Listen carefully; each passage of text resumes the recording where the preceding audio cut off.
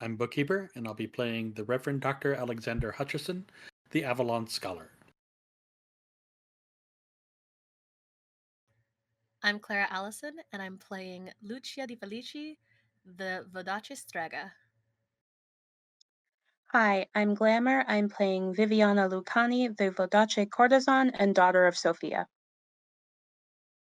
Hi, I'm Overthinker. I'm playing Alonso Hernandez, the Castellan swordsman on a quest.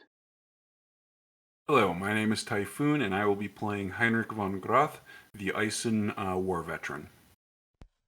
And I'm Bloodied Porcelain. I'll be your storyteller for the evening. After concluding our investigation, we returned to the university to check on Lucia. When Viviana touched her, she woke from her unnatural slumber. Then the foolish girl immediately tried to play the same music again. We were all furious at her for her recklessness. After much scolding, she promised not to play it again. However, I'm not sure that I believed her. Then she used her sorcery again and saw a golden thread surrounding us that was in some way connected to the mysterious amulet that Alonso wears. Lucia, with her usual lack of restraint, tried to take it from him by force, of course failing. Afterwards, we traveled to the dungeon to investigate Henri's escape. Viviana used her feminine wiles to distract the guard, while the rest of us investigated his cell. We discovered a hidden knife and a bag of rose petals that smelled faintly of blood. We suspected that the rose petals were used with Montaigne's sorcery to whisk Henri out of his cell and thus facilitating his escape. I was shocked by the poor security in allowing a prisoner to have a hidden blade and that there were no records of who had sent the flowers or how he had received them. Montaigne. You have arrived, settled yourself into the research room that Alexander usually entertains you all in, and have the ability to sit and have supper before you all call it a night. Is there anything anyone wants to talk about before we do that? I did find something while we were in that. Alonso produces the knife, puts it on the table. I remember it being very sort of intricate and expensive looking. Yes.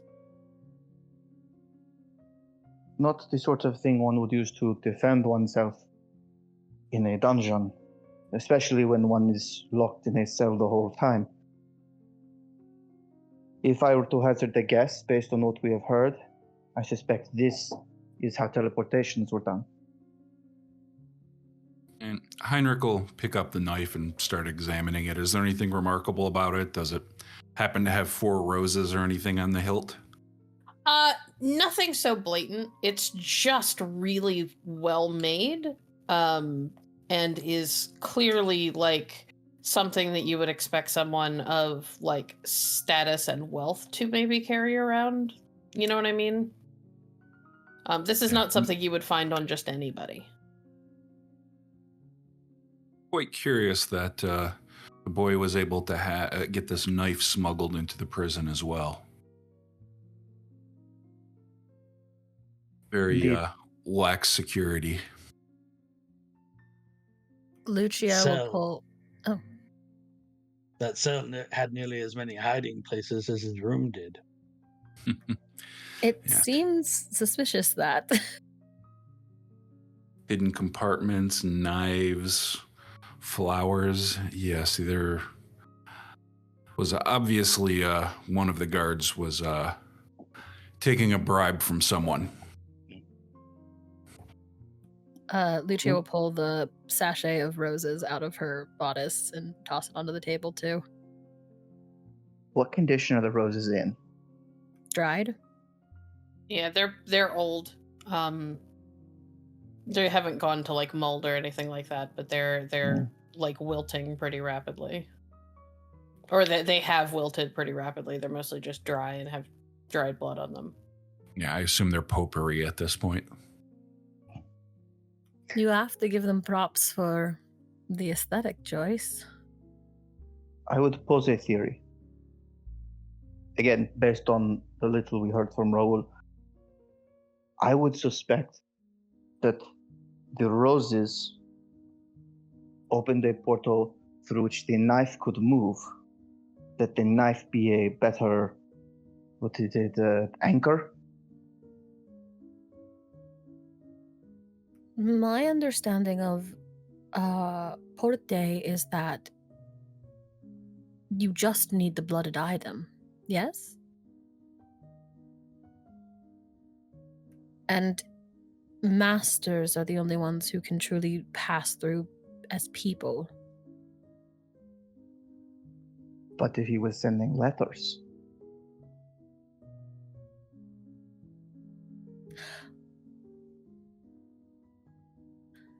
Henri is never a sorcerer. So far as you know.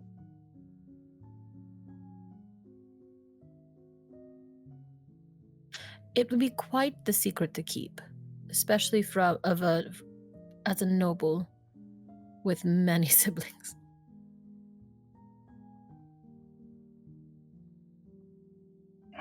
Perhaps, but the Grand Dame was surprised to discover your existence. That is different. The Grand Dame did not know I existed because I was not supposed to be here. She knew I existed, and she knew I was a sorceress. Likely. Yeah, I think we can safely assume how he was removed from the dungeon was through sorcery, but the more interesting question is why. And by whom? I'm assuming that it was by a member of the Knights. They're the only ones that I can think of who would have the means and the desire to remove him from jail. I mean, I suppose it's possible that some family member of his could have done it, but based on her reputation, I have a hard time believing that one of Henri's siblings would be willing to cross their mother in such a way. If the Knights of the Rose and Cross are known for one thing, it is brazenness, yes? True. But why would they want to remove him from prison? I mean, eventually his mother would have forgiven him enough to allow him to depart the jail. He might have been, shall we say, sent to visit relatives in the country for a long time, but she would have let him out eventually. So why cause all of the stir and of breaking him out of what's supposed to be the most secure prison in the country? Perhaps there was something he needed to accomplish. Perhaps. Perhaps she would only release him if he was penitent, and he was not.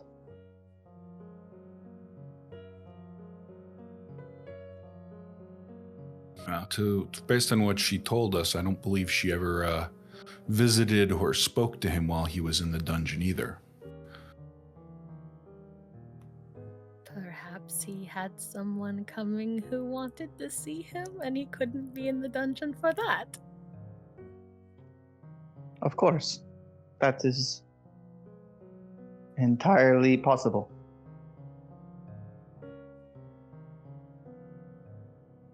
Right, everyone? Yeah. Well, don't all agree at once. I'm skeptical that some sorcerer was so moved by the tales of his love that he decided to cross the Emperor by staging a jailbreak from his prison. I think it has to be more than that.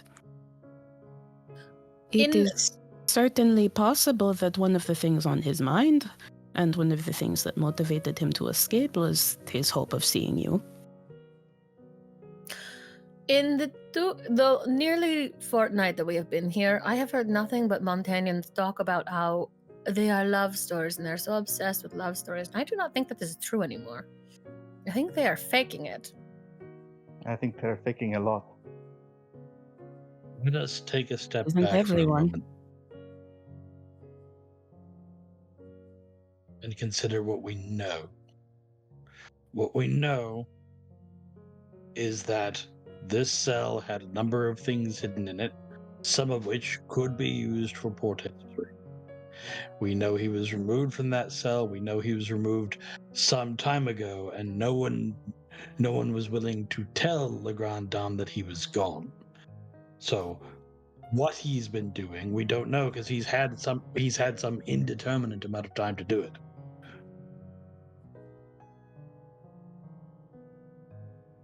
So instead we focus on the who helped him. Yes.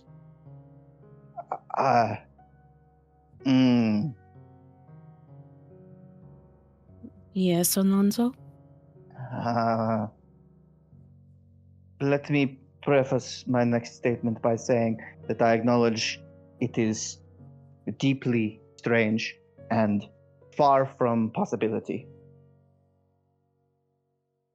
But in my time here, I have observed to a point that fear creates obedience within the population, especially among the musketeers, and, as we know, who also attended him, members of the Lightning Guard. Who is the most powerful sorcerer in Charus, in Montaigne? L'Empereur? Who commands the Lightning Guard? Again, I acknowledge in fullness that this is a shot well into the dark. But all of this would be easy if Henri was removed by l'Empereur himself. You think l'Empereur stole Henri, the son of his best friend, who was put in the dungeon for speaking ill of him? I am simply doing as the Reverend Doctor has suggested, taking a step back, looking at the whole board. These pieces are aligned to make a thing happen. I cannot say why, but technically it would be possible. Easy, even. What do you mean you can't? I have an alternate theory. Please. I believe that the knights were the ones that were responsible for removing him from the prison. We know that he was a member or possibly an initiate who could have become a member soon, and they probably needed him for something, but I don't know what. This is speculation. But remember the signet ring, Alonso, that you found in the in Henri's chambers from the Cissé du Cissé. This certainly is an unusual item to find, given the animosity between the two houses. My belief is that a member of the Cissé du Cissé family is possibly a member of the Knights and removed him on behalf of the organization. Now, it's a large family, but I do know we do know one member of the house who, despite being a wealthy and eligible man who does not appear to be married, and we know was in the same location that Henri had the address of, and that is Raoul Cissé du Cissé. It always comes back to a drink somehow. But as I said, we know that both he and Henri were at least. We know Henri had an invitation to the chateau where Viviana is currently staying, and that it is a gathering place for people with certain anti-authoritarian sentiments.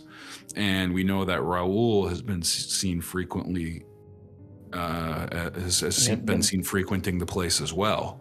Certainly suggests a connection.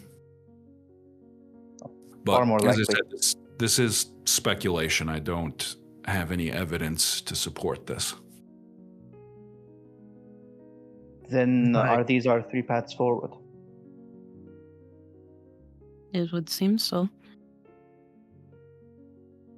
We should ask Madame du Châtelaine about any potential connections to Henri.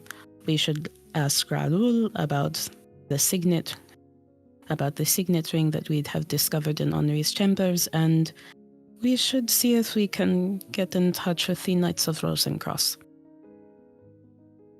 It would be my pleasure. I have heard a great deal about them and would love to meet one in person. Yes, they seem... Well, I believe the word brazen was used earlier. Yeah, indeed. It is part of my concern. Members of the Knights of the Rosencross do not, in my experience, hide their membership. Unless perhaps there's bad blood between the knights and the musketeers, and your mother happens to be the woman who ran them. The chapter master of the Knights of the Rosencross is also a personal friend of l'Empereur. I don't think they have that much in the way of political concerns. But it is Montaigne. Everyone is wearing a mask. The Cicédo ring you saw, was it a man's or a woman's? You tell How me. big was it? I put it on the table. What is placed on the table is clearly a ring meant for a man's hand.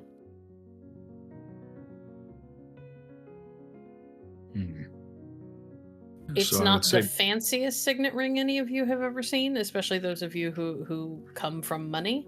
But it's well made. I would say this would appear to be sized for the finger of a man, or perhaps a very large woman. If Raoul is indeed involved, perhaps a promise of support?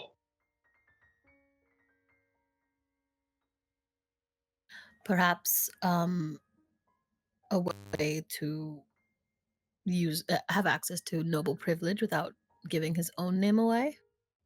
Right. There are far too many perhapses and too few we knows. Everyone go home. Get some rest. Tomorrow, we will seek out the local chapter house of the Knights of the Rosencross.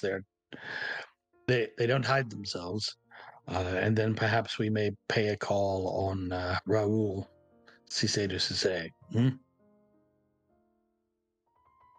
Indeed. Echo. Bon right. soirée. Should I take it that you all are going to call it for the night and retire to your respective abodes? Yes. Where is Alonso going for the night? Now, I do have two options. And those would be? First, I think he had discussed with Heinrich, potentially. Did we actually talk about that, or did I make it up? Yeah, we talked about it. Sir, the offer of a room, does that yet stand? Yes, of course. I have space for one more. It's not an issue. However, you may want to consider staying closer to your charge in case some danger arises. But if you need a place to stay, you're more than welcome.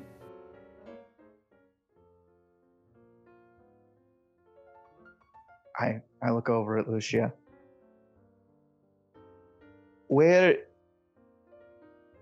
I know where Chateau de Châtelaine is. How far is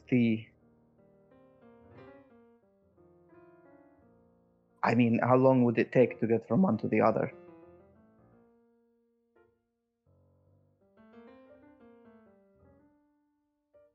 Game Master, I guess. It would take a bit. Heinrich lives in a much nicer part of town. The Chateau de Châtelaine isn't in a bad part of town, but certainly more upper middle class than noble. Mm-hmm. so it's a very different neighborhood. But you also know, having been to Chateau de Chatelaine, that there aren't very many places that you can stay around there that isn't just the chateau. It is a firmly residential place. Well, there's a chance that that the lady of the house will kick me out in about, well, the evening. So this may be solved quickly. Should that occur, we will, seek me out at Lord Heinrich's residence, and we will find an inn that we can secure.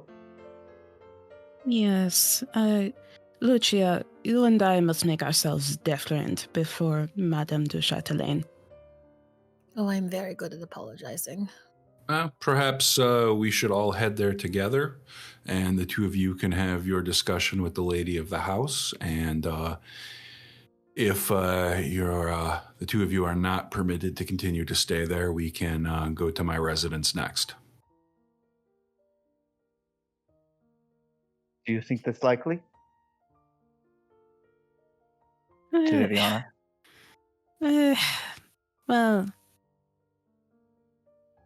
I am very good at smoothing things over. I do not think it is likely, but it never hurts to have a backup plan.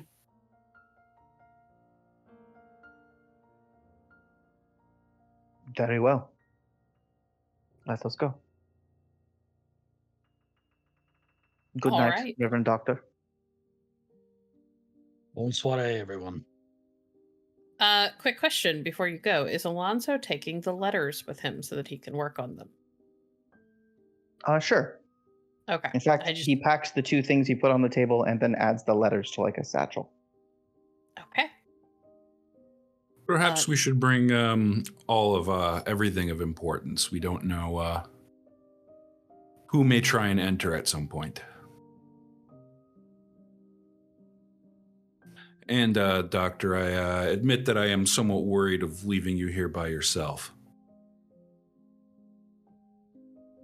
If those three swordsmen burst into the room while you were sleeping, I fear you would be in grave danger.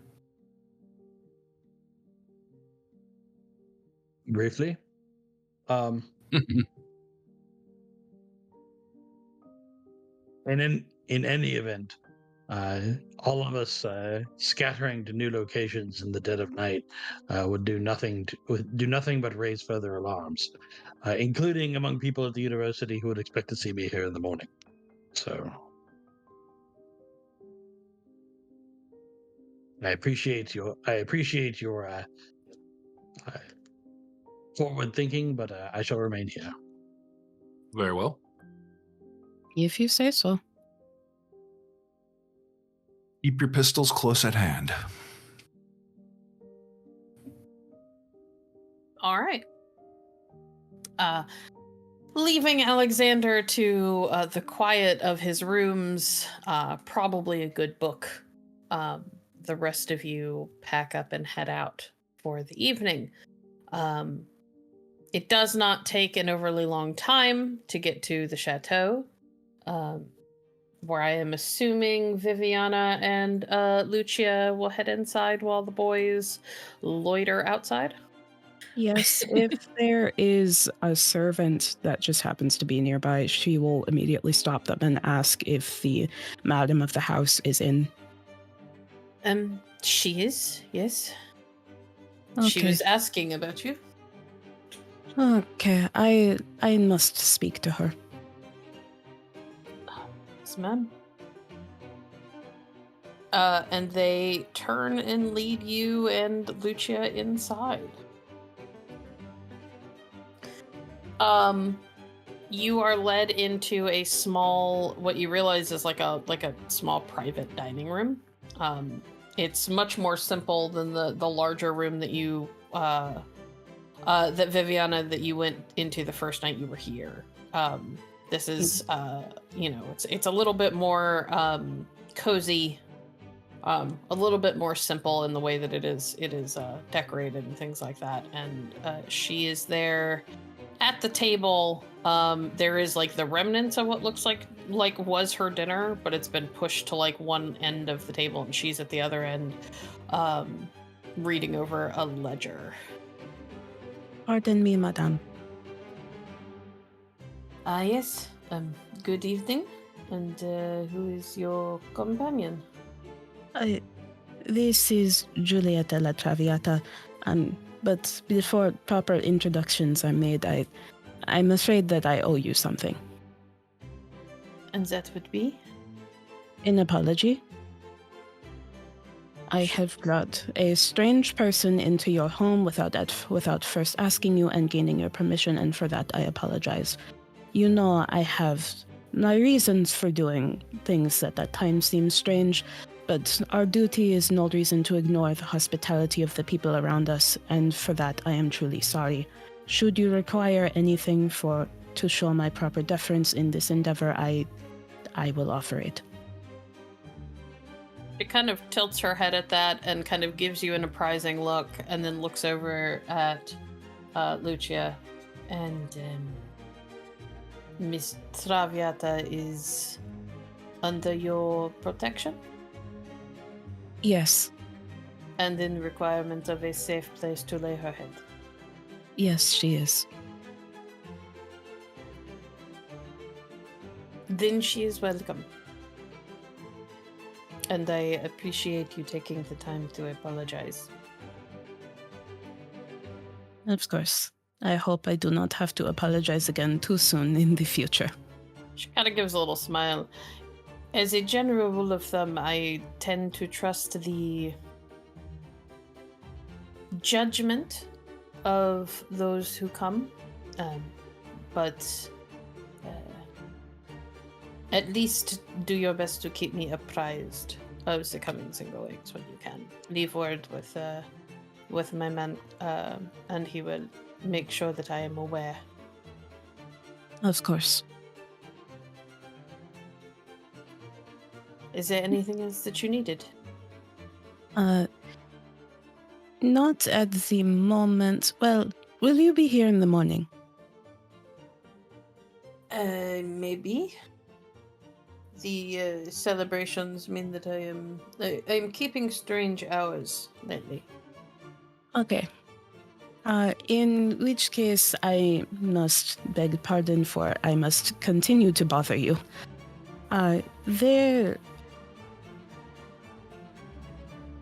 Did Henri, Raoul, Edrain ever come to one of your gatherings?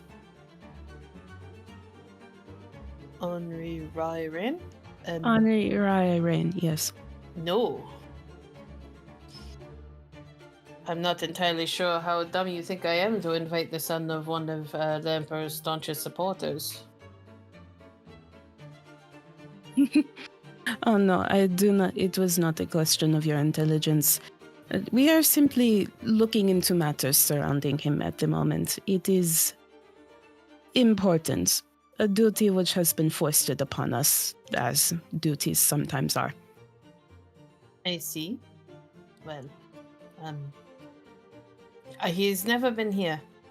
I would have noticed, and had whoever invited him thrown out on their ear never to be invited back, given his family ties.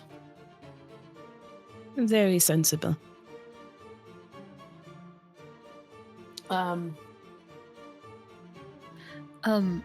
Lucia tugs on Viviana's arm. Viviana will look over at her. It would be of note that the reason that Henri was put in the dungeon in the first place was for speaking ill of the Emperor. And she whispers that to Viviana. Viviana looks at her and says, "You can speak aloud if you wish." I don't know who this woman is, beyond the lady of this house. She is You fine. do know it is rude to whisper in front of someone, yes? Yes, that was the point I was making. You can speak aloud. I trust that Madame du Châtelain will not have your head cut off so long as you do not say anything too unworldly. Lucia gives Viviana a hard look. Henri was recently imprisoned because of some things he said about the Emperor. Is he? If there are meetings in which other people are having similar feelings, perhaps he would attend one in disguise. Perhaps, though it is, as a general rule, difficult to get into at least one of my parties without me knowing who you are or being introduced by someone I know personally.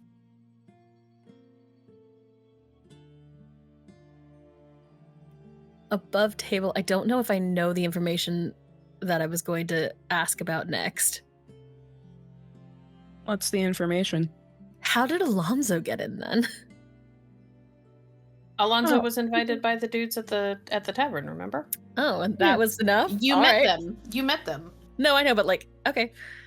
I Apparently made the that was right enough. friends. Echo.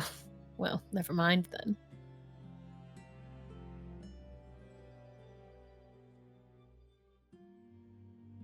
I don't know if do I know that Raoul was there? Yes, you know that. That has come up multiple times. Echo. Would if you do not mind, I understand that the nature of these events is also delicate. Have you seen Raoul Cissé du Cissé at any of these events? Of course, he is a personal friend of mine. Oh. His invitation was from my own hand. As a personal friend, would you describe him as a master of portée? Yes, of course. I have been told that masters can move themselves through space, not just small objects. And I do not have portée, but that is what I have heard, and yes.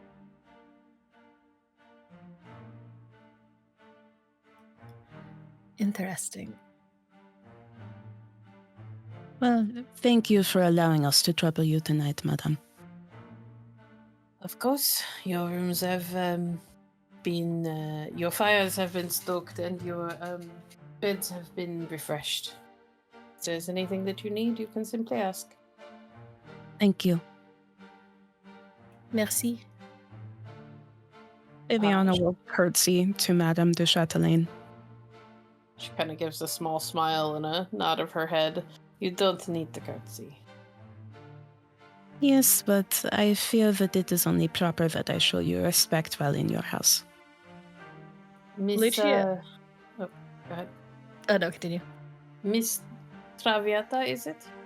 Si. I hope that whatever has put you in a position to require my hospitality is remedied and comes to a favorable conclusion soon. I do as well. Lucia tries to leave the room without curtsying, and the instinct to do so takes over instead. So there's like a bob and then like half of a curtsy, and then she starts to walk away, and then she just does it again and leaves. Excellent.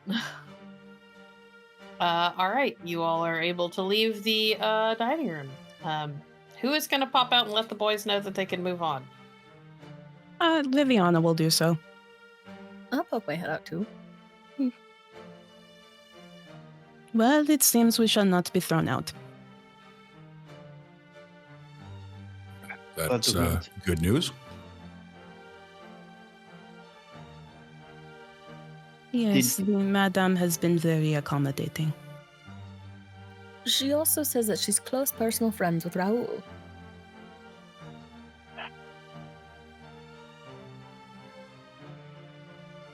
Who is a master of portée. And did she say anything about Henri also?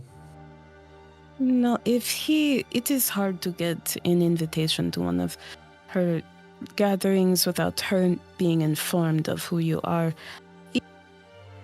If he had have had to somehow come in disguise and without her being aware of his presence. Which is frankly a surprise that Alonso made it in. Yet somehow he had an invitation in his possession. I wonder why. Most puzzling. He could have entered in disguise. I suppose the next step on the ladder then would be Raoul. That does unfortunately poke a hole in my theory, because if Henri has never been here, we haven't established that the two of them knew each other or ever met.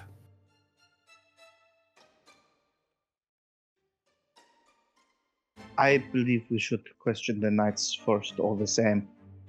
If they are connected to Raoul, then he is the center of this entire web. Echo. On the morrow, then. Yes, We will see you tomorrow. Rest tomorrow well. at the university. Rest well, gentlemen. Adios. Good night. As we're headed back inside, Lucia has questions for Viviana. Yeah, Viviana, I think, very much just immediately heads towards her room, tells Lucia, I will see you in a bit, but first you need to bathe. I do. And so, if Alonso, you're more than welcome to stay at my home. However, I expect you to be on your best behavior regarding my family and employees. Certainly. You have children, yes? Yes, 3 of them. However, only 2 of them are in Charus. I see. And how old are they? Sons, daughters? I have 3 daughters, 18, 16, and 7. I see. I look forward to meeting them. And will certainly be on my best behavior. Thank you. Do you know you are in the higher neighborhoods, yes? Yes. Yes, not the wealthiest of neighborhoods in the city. I'm renting a modest townhome for my time in here before I can return home. But it's on the smaller side, but it has 6 bedrooms. I see. Sounds far superior to where I have been. I had been thinking, do you remember the woman I met at the Grand Dame's party? Which one? There were quite a few. The prettiest one. Yes, Sylvia. I recall her. Yes. She's difficult to forget. Indeed. I am considering calling upon her. For what purpose? Gives him a look. For what purpose, sir? That purpose. Well, in that case, I wish you luck. Yes, It is strange. I am not often unconfident, but I am sure it will be fine. Yes, she did seem quite interested in you. Perhaps, for a long-term relationship, I would be doubtful that her family would approve, but she For a certainly long-term was relationship, lovely. I would have to stay in Charus for longer.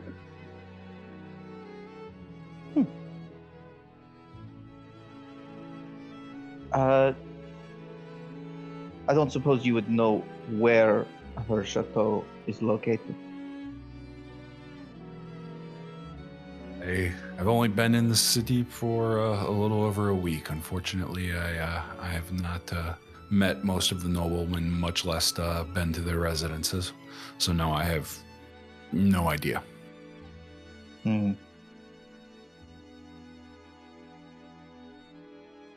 Perhaps a letter would be more fitting.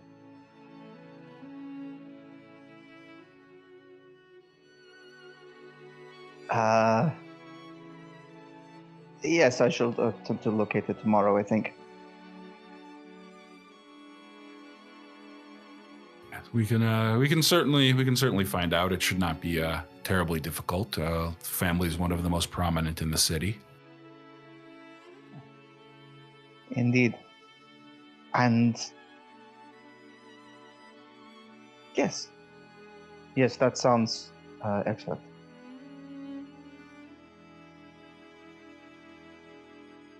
Okay. So, the boys return to Heinrich's home, back at Chateau du Châtelain. Lucia is able to get herself a bath and a change of clothes. Actually, I think all of Lucia's stuff is here, isn't it? It is. You are able to change into like night clothes. Yes, I think Viviana takes a bath as well, just to revitalize herself. And then she prepares a basin of water.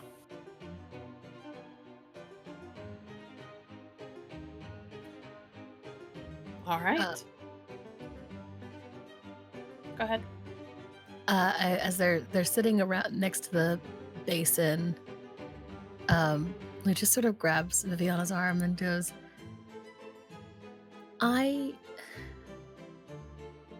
Are you going to see him again? You mean Henri? Mm-hmm. I will try.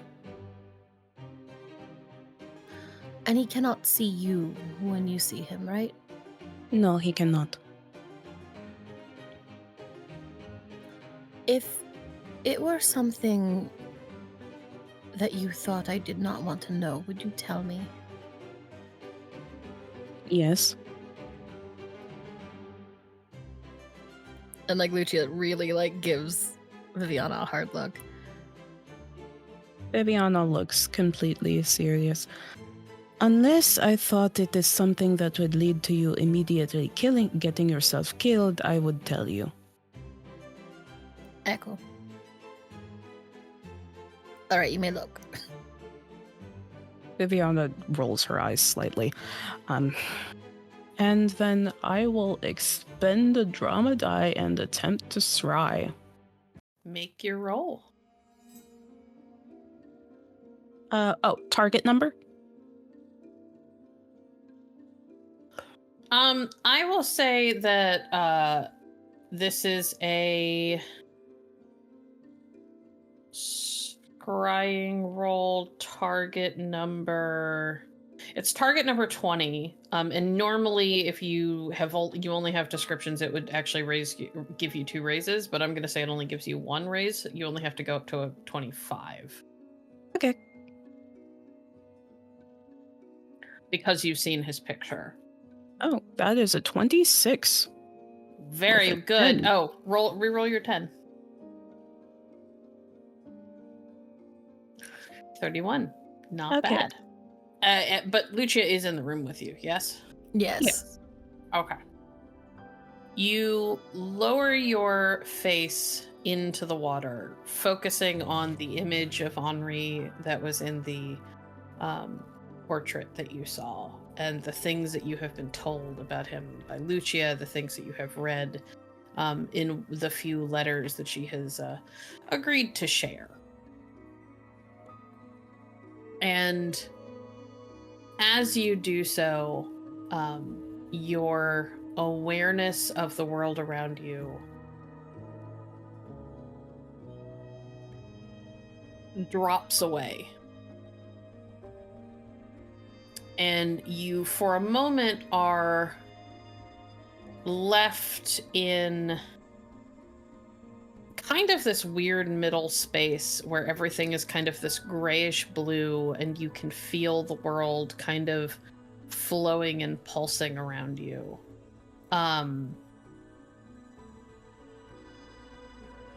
Like you're feeling the tide going in and out almost, or waves happening around you.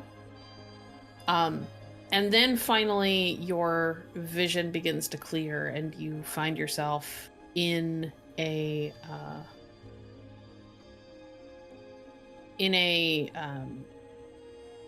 room with not poor lighting, but not great lighting either. It's lit mostly by candles. There are it looks like there are windows, but the windows are all shuttered.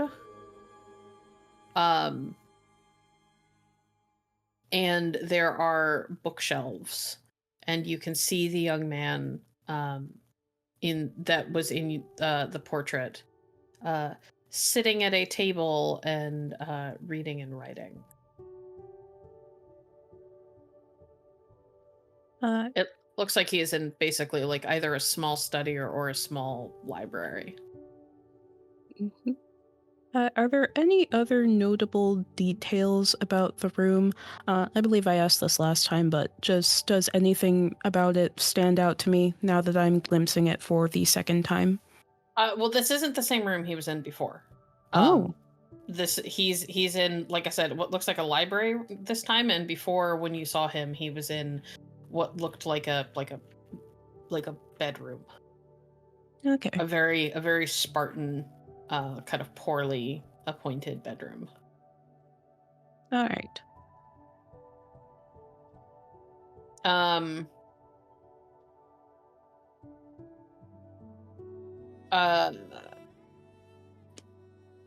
Was there anything else that you wanted to know about?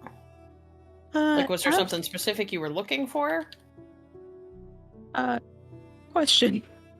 Yeah. Do I have to be in like physical proximity with someone to ask if they are a hero?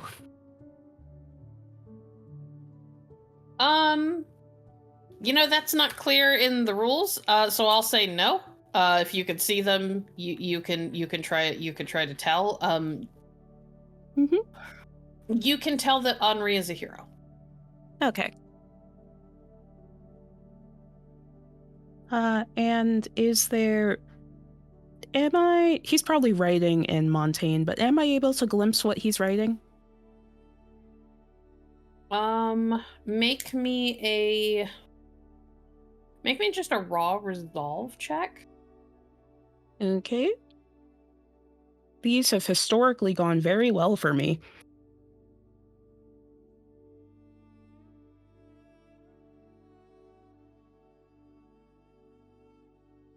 Nope, that's a 9.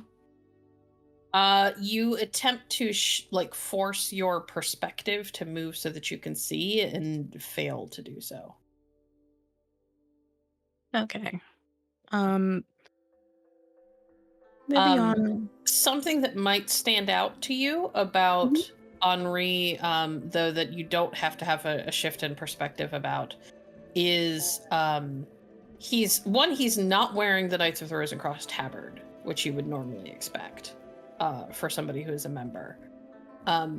Instead, he is in clothes that are well below what someone of his status and station could afford.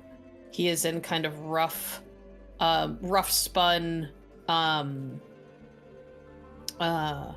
basic kind of, I don't know, off-white beige, like tabard and pants. And his hair has been pulled back. He's wearing no ornamentation whatsoever, no jewelry. Everything that he is wearing is something that you would expect somebody well below his means and status to be wearing. Interesting. Okay. If that is all that I am able to observe, then Viviana will pull her head up.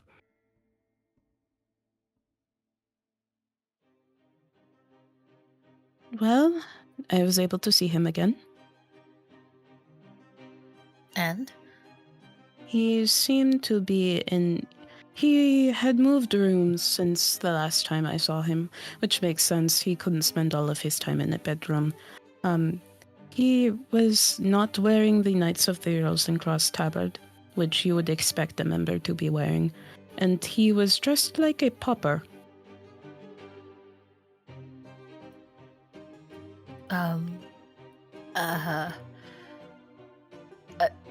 Lucia sort of like relaxes a little bit hearing that like he's not wearing the tabard.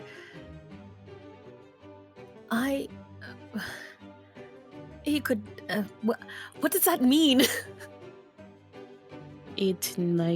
Well, he may not be a member. He certainly isn't dressing or acting like one if he is. He could simply be a contact, a friend of the organization. What was he doing? He was writing. Writing what? I could not quite glimpse what he was writing, but he seemed very intent on it.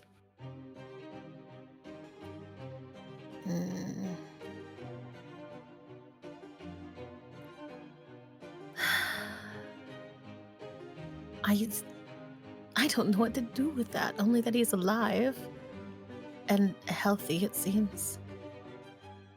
No indication as to where he is, though, not even in Montaigne. No, it was a library or study-like room.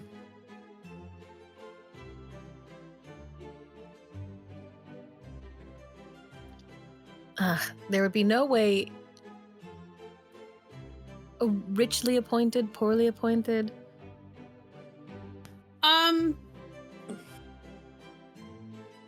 Neither. It's a very I want to say almost very utilitarian appointment. Like everything that you would need in a small library is there, but it's not overly embellished in any way. It was not incredibly ostentatious, not very fancy. It was a room where he had the necessities. Also worth noting, just based on the time period, books are not a common thing for everybody to own, so that there is a room full of them suggests that there's probably money involved. They're not worried about how, like, richly furnished everything is. Books are expensive. That could be a monastery.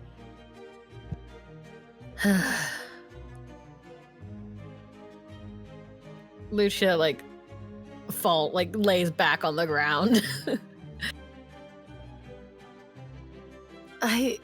It brings me some comfort to know that he is well. I just wish I could see him.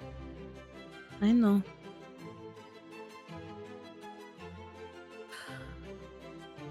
Viviana. Yes.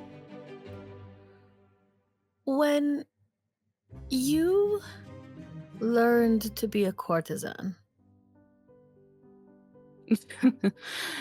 Oh boy. Why are you laughing?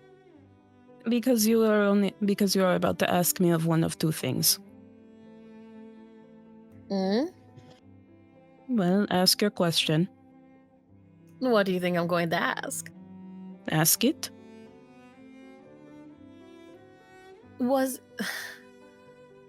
How do you start?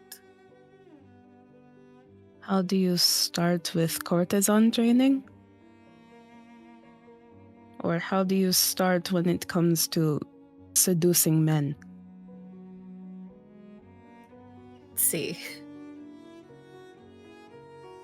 Well, Viviana will go and help Lucia up. I don't know that you need to worry about seducing Henri, to be frank. He is clearly already in love with you. But every day that we are not together, that there is a chance that he meets another person who is prettier or more sane or less Vidachin. He has had all the time in the world since the two of you were supposed to call off your engagement to meet much more sane women, and he has chosen to stay in contact with you. I don't think he would do that if his heart was so easily swayed. See, but now this is harder. I suppose. I am just nervous. Well,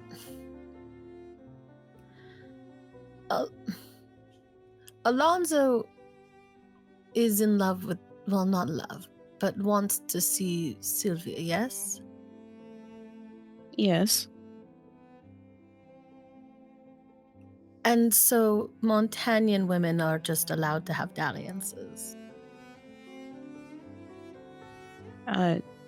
Well, it depends. Whether or not you can have a dalliance depends on whether or not you are married. The difference in power between you and the other person, even if it isn't dalliance, if they are particularly low station and you are high-born, it could cause issues. Viviana, I have never had a dalliance. That is unsurprising, given that you are a Strega.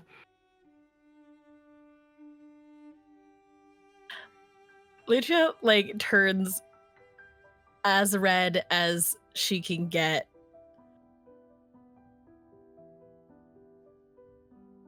What if I'm bad at it? Well, to be frank, most people are bad at it when they start out.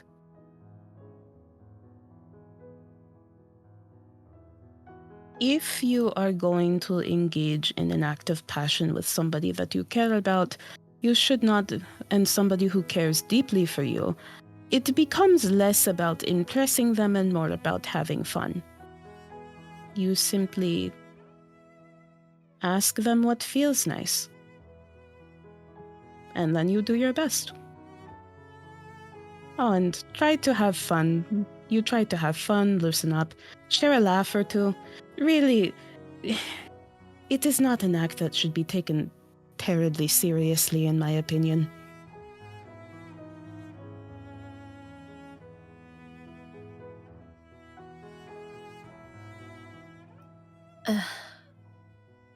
When in all of the stories, they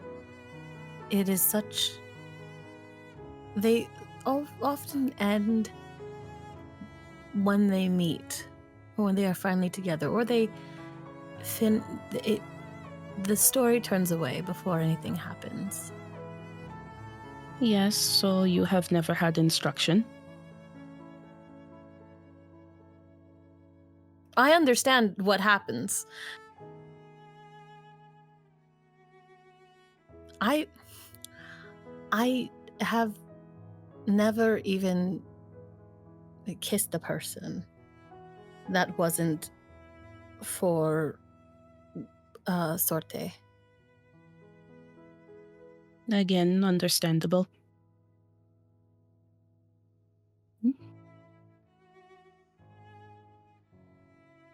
Are you seeking instruction or are you seeking advice? I don't know. And Lucia sort of starts to get up. We will find Henri, and it won't be a problem until then. Unless I should be worried. Or be practicing? Practicing with who?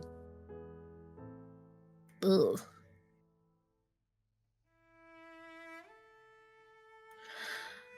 All right, not practicing.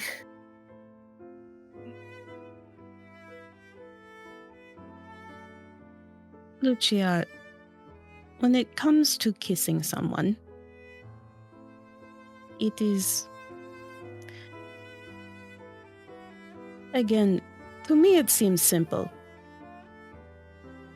Typically, when a man is involved, you let him lead, so you do what he tells you, as is so common in Vodace and everywhere.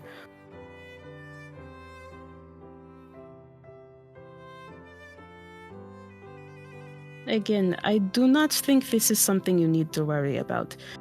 Where you truly need to worry about seducing a man is if he does not already love you. I think the two of you will I think when the two of you meet, you will have plenty of time to bumble around together and figure out what feels good. Provided that Henri has not already had practice. Even if he has had practice, again, I don't think it will matter so much if you ask him to teach you.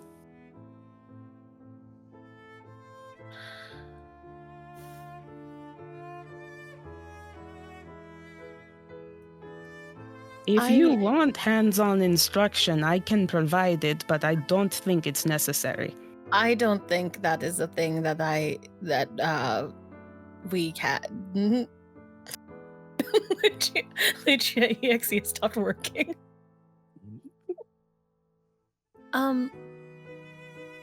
No, I am just worried that we are going to see each other and he is going to find me lacking.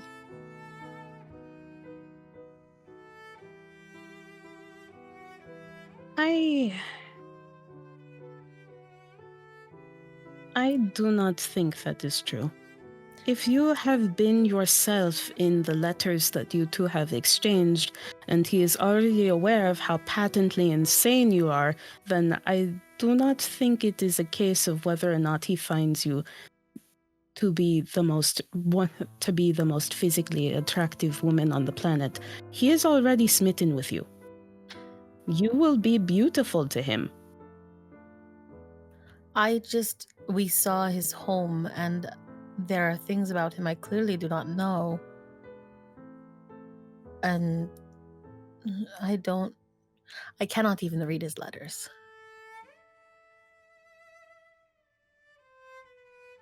Weren't you the one who insisted to me that regardless of what happened when you met Henri, everything would work out because you two loved each other? See? Now, I have my own opinions about that, but I am curious about what exactly has changed your opinion.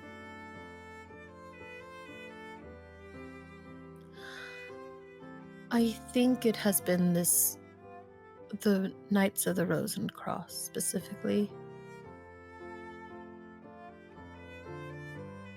Why is that? Why would he join an order that would not let him marry? You do not know if he has joined the Order. He could simply be working with them to accomplish his own goals. Maybe the reason why he hasn't joined the Order is because he does want to marry you. Actually, speaking of marriage, aren't you engaged to someone else? Yes. And this someone else, correct me if I'm wrong, but aren't they a Villanova? See? Yes, there's quite a few complications on your side when it comes to you and Henri getting married. I had sort of assumed that Henri would be here and we would marry as soon as I got to Charouz, and then there would be nothing that the Villanovas could do. I mean, there is always something that the Villanovas can do. They could kill you for snubbing one of their own. Yes, but I was prepared to... Die? No. Fight. Fight the Villanova? I'm so sorry to fight the Villanova. I'm sorry. It's not funny. It's a tragic situation that you are in, but you were prepared to fight the Villanovas? Well, I did not think that they would send anyone particularly dangerous. They're the Villanovas. What would they want with one barely competent Strega? It may not even be a matter of wanting you so much as it is a matter of preserving their deadly reputation. If they let one Striga get out from under them, then suddenly people think that they can fight back against them.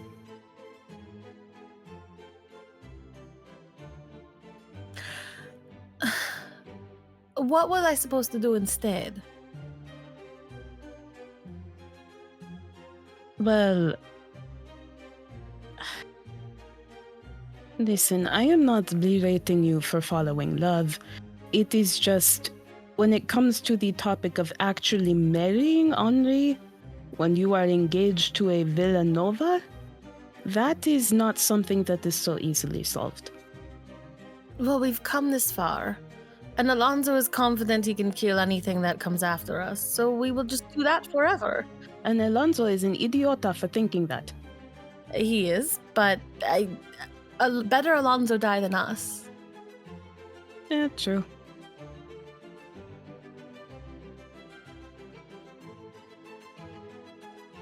My point being, we would suffer the... I do not think it would be as hard to fend off what might be the Villanova's arm if I had Henri with me anyway. We would have all of Montaigne between us. Eventually they would get tired. The Villanovas don't get tired when it comes to exacting vengeance. Listen, this is perhaps enough for tonight. Let's just both try to get a good night's rest. Yes, Oh, would you like to see Sposa before you go to bed? I would. Viviana will go over to Sposa's cage, let her out, let her flit about the room. Lucia will run to her room and grab her mandolin to, play with Sposa. Sposa has a little bit of an attitude when you finally let her out because she's been locked up for days and only allowed out, for an hour or two a night. But when the mandolin comes out, she does take up going back and forth where Lucia will play a chord or a handful of notes, and Sposa will sing them back to her. Viviana will make sure that she gets plenty of treats for this. Viviana, I would like a resolve roll, target number 20. Okay. Let's see. I would try.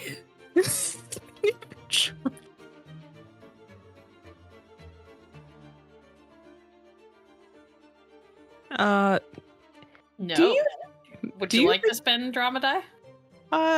I'll spend one drama die. Okay. What's this for?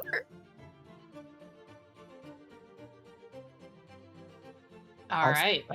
I'll spend one more. In for a penny, in for a pound. Sunk cost fallacy, go.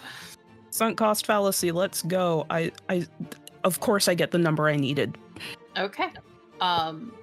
You are able to simply enjoy half hour, 45 minutes where Lucia and Sposa are effectively playing. You chime in every once in a while by singing along, and the three of you are able to relax and head to bed.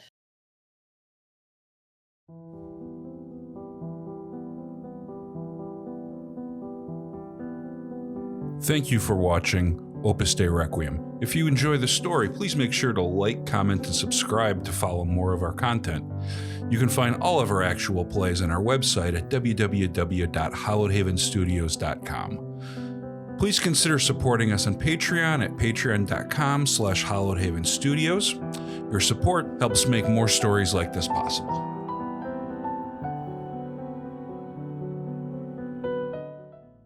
It's morning at the Von Groth house.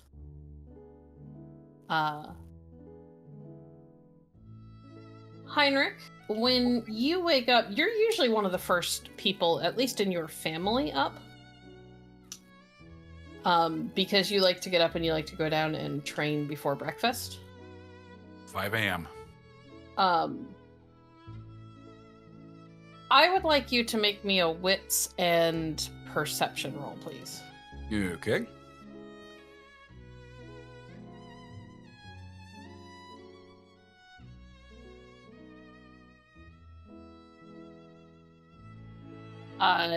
Target number 15, standard.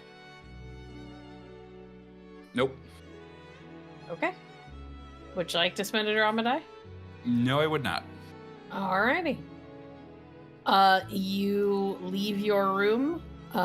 You are joined by Gunther, who follows you down into the courtyard where you have enough room to train. Is there anything in particular you would like to do, or anything you would like to talk to Gunther about specifically? Not particularly, no. He just, gets his sword and goes out into the yard and starts his morning routine. All right. Alonso, Mm-hmm. what time are you getting up? Are you up with the sun guy, or are you going to sleep in because this is like the nicest bed you've been in months? He's been an up with the sun guy. I think he is debating changing that when he hears the clang and thud of sword practice outside, and is like, oh yeah, I was gonna do that too. So jumps up and starts getting dressed. All right. A little while later, not terribly long, but a little while later, Alonso appears in the courtyard. Heinrich, your well-honed ice and sensibilities are like, the boy is late. Well, he's Castilian. Don't expect much discipline. Oh, Jesus. Okay. Good morning. Morning. And he tosses Alonso a wooden sword. Straight to it then? Yep, absolutely. I don't suppose you have any coffee. Breakfast will be in a little while. My cook should be preparing it now. Coffee after then. And Alonso assumes the pose. So the way the courtyard's kind of laid out is there's like a sand pit that's maybe 15 feet across, and then kind of in a circle around it are, 12 kind of wooden training dummies.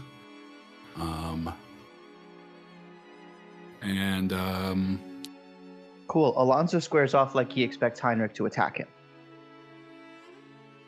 With a wooden sword. Yeah, definitely not using the real sword for training, because, that would... So it is about as big as the real sword. Mm-hmm. And yeah, they'll start to spar. I mean, Heinrich is not, trying to beat the hell out of him or anything, so he's going fairly slow. All right. We're going to do this quick and dirty. We're not going to get into a full proper fight because that'll take forever. But I would like both of you to roll your finesse and attack skill.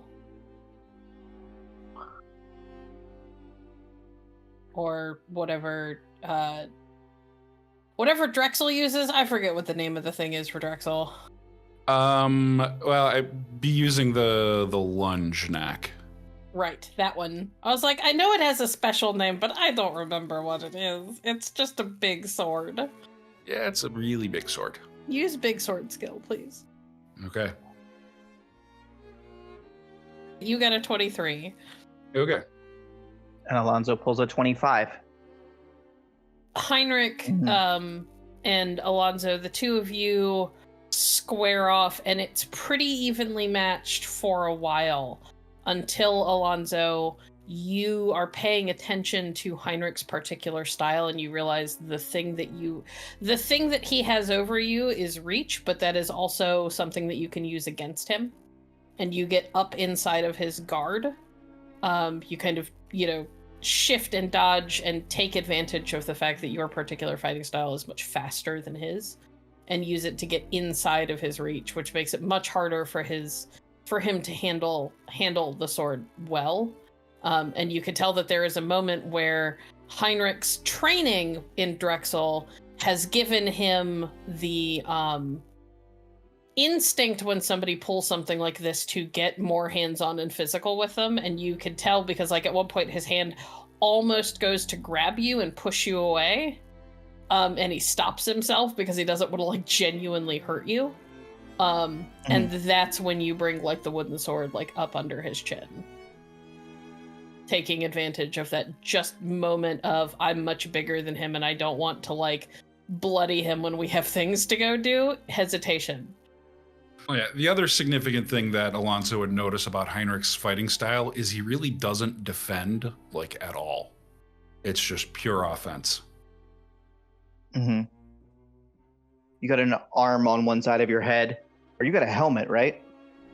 Well, he wouldn't be wearing. Well, he wouldn't be wearing his armor normally during the just kind of friendly sparring match. Okay. But he's just ignoring body blows because he knows he can take them in armor. Pretty much, yeah. That's how he's used to fighting. Cool. I think you would note that Alonso's style is very fast and mobile and a little dancey. There's definitely a cadence to his moves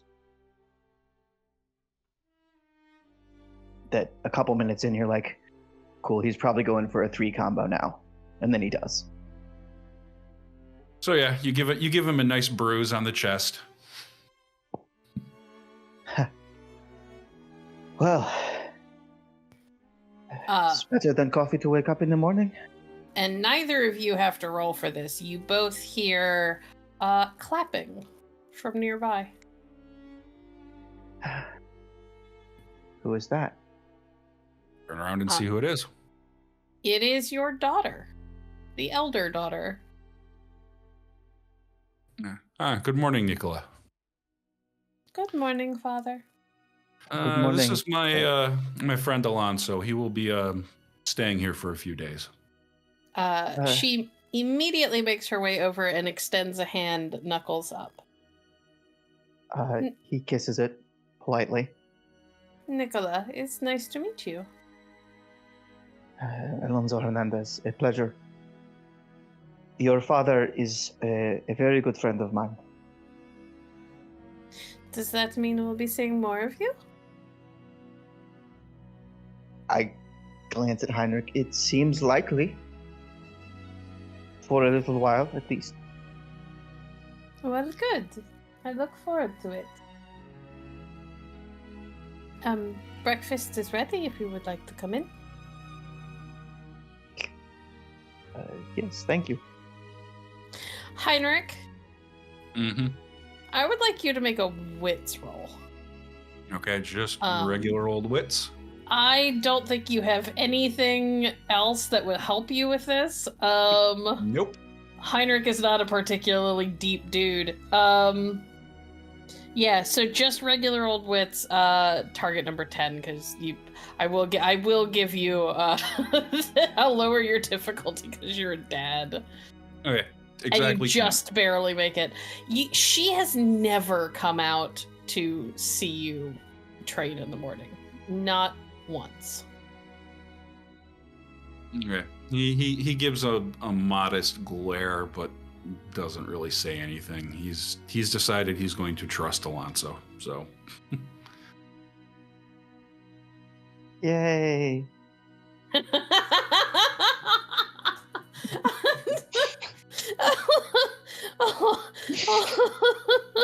That seems like a terrible choice, but okay, if you say so.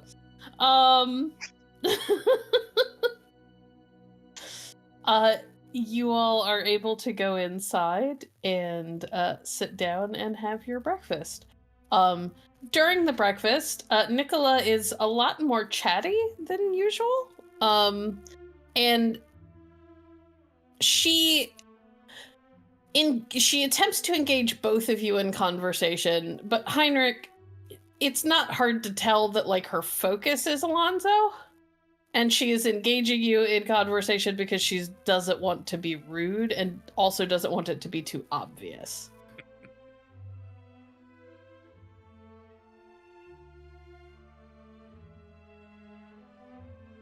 Yes, we've been up to all sorts of of goings on. We found these strange letters, and we've met some dangerous people, also some very nice ones. It's Charust is a strange and at least what is Iceland like? Boring, not as pretty as here. Lots of mud. I have heard the mountains are quite beautiful. I suppose. If you haven't seen them before, they might be beautiful when you see them for the first time.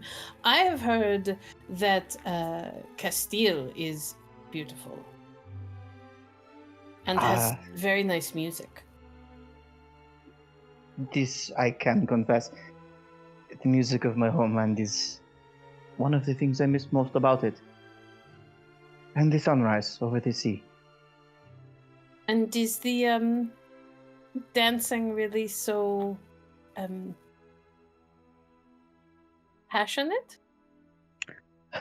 Well, you have seen an approximation in my technique outside. Well, then it must be very spirited.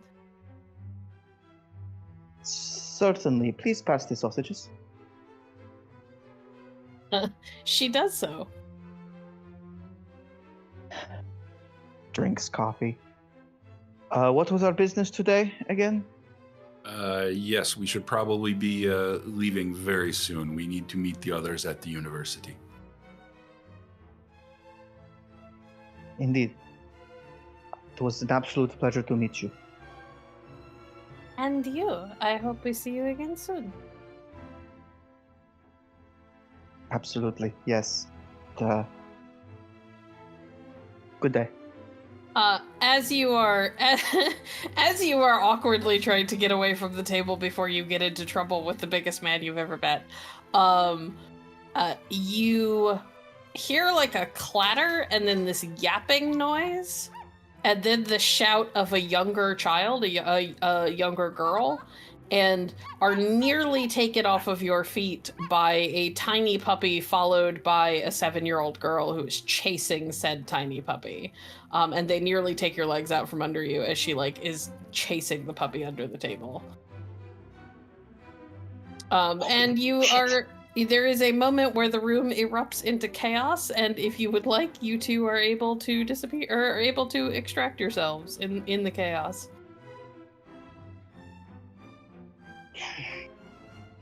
Yep. Yeah. Head out the door and let the servant deal with the dog. Heinrich, you could hear your eldest daughter yelling at your youngest daughter to get her mutt under control.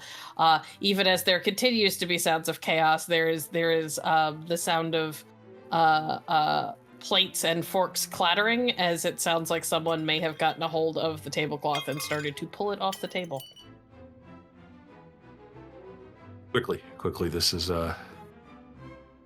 going to go badly. And we go out to the carriage. You're certain we should not lend a hand? Very much so. As you are slipping out of the door, Heinrich, the last thing you hear before you close it is, "Father, she ruined my dress!" from your eldest. And then the door is shut and you are free. I deeply regret getting that dog. Seems, how can a beast of that size cause that much damage? It is a complete and utter mystery. It yaps, it chews on things, it defecates everywhere. I see. The children like it, perhaps? Yes. I promised her a dog after our journey here. The young one. Yes. It makes her happy, so. And the other, what is? Has she enjoyed Charus? It seems so. It's very different from our homeland. It's much more frivolous here, but we're adjusting. This is, after all, where we will be living now. Indeed, yes. Of course, you are soon to be married. And then a permanent resident. Yes, well, that is my circumstances. So arranged marriages. I imagine you haven't had to worry about things like that, but yes, as a precondition of keeping my title when my lands pass to Montaigne after the war, I must marry a Montaigne noblewoman. I see. That must be very strange. Well, it is an uncomfortable circumstance, but there are many benefits to being noble born. I will likely never have to worry about starving or doing, toiling in a field, but in exchange, there are certain duties that come along with it, caring for and protecting my lessers, and marrying someone that I don't know. Indeed.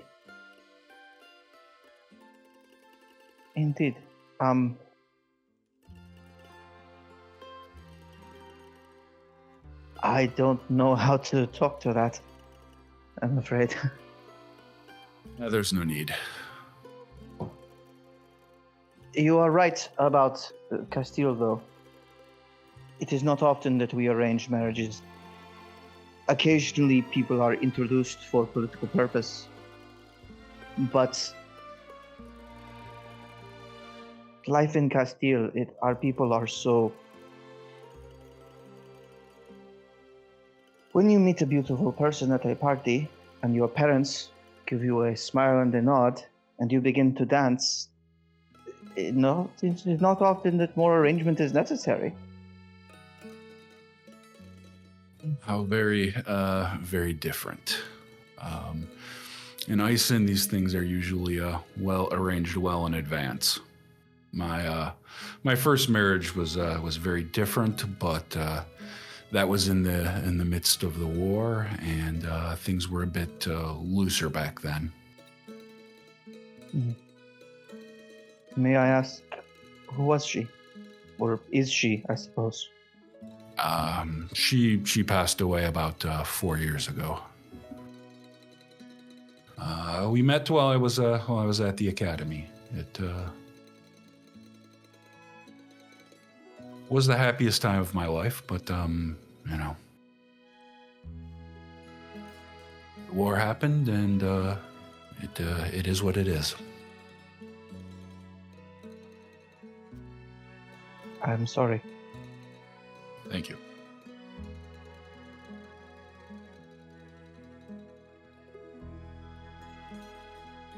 Now, I believe we have some people to pick up. Indeed. All right. You both return to Chateau du Châtelain. But before that happens, we're going to rewind time a tiny bit and check in with Lucia and Viviana. Was there anything the two of you were planning to do in the morning?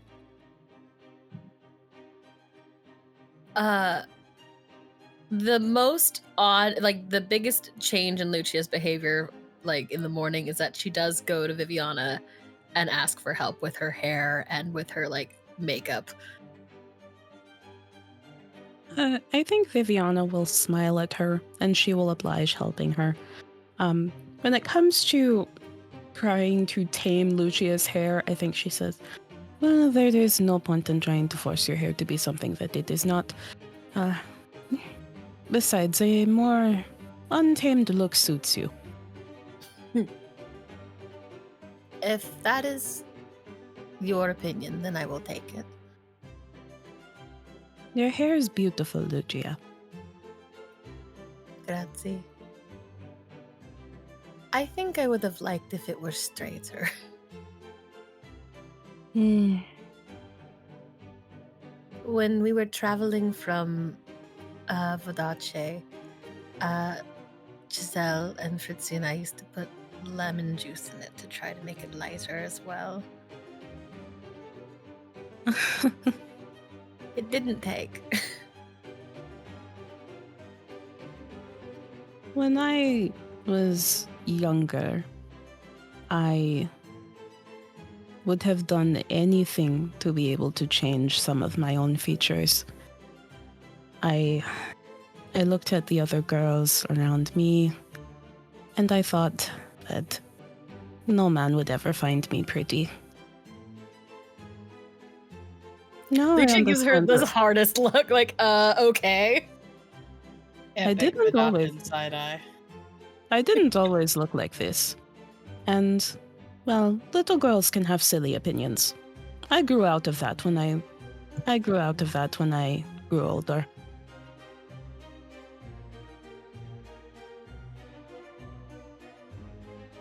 But Well, so long as you aren't trying to change yourself because you hope it will be more to Henri's taste. I do not think I need to change over much. I Good. am. Yeah, having been kind of called out, Lucia's like, I do not think I need to change over much. I'm just concerned. Lucia, and Viviana does this as she's brushing her hair. If you were to change who you are to try to suit Henri, would you be happy? I think I would be happy if I was with Henri. Let me be honest with you, Lucia. Love is a wonderful thing, and true love is hard to come by, and I do believe that it is worth holding on to when you have the opportunity to do so. But, and she turns Lucia around and gives her like a very serious expression, you should never depend on a man to make you happy. They will always disappoint you. And that is not because I think all men are bad or something of that. Like, anyone would disappoint you if you were depending on them to make you happy. You have to make yourself happy.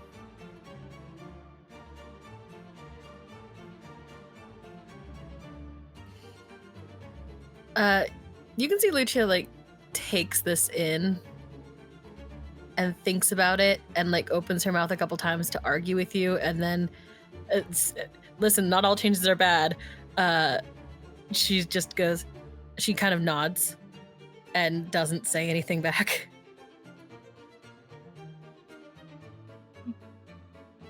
I am happy to help you with your hair and with your makeup. But do not think that you need an extra flair just for Henri's sake. Do it because it is something that you want to do.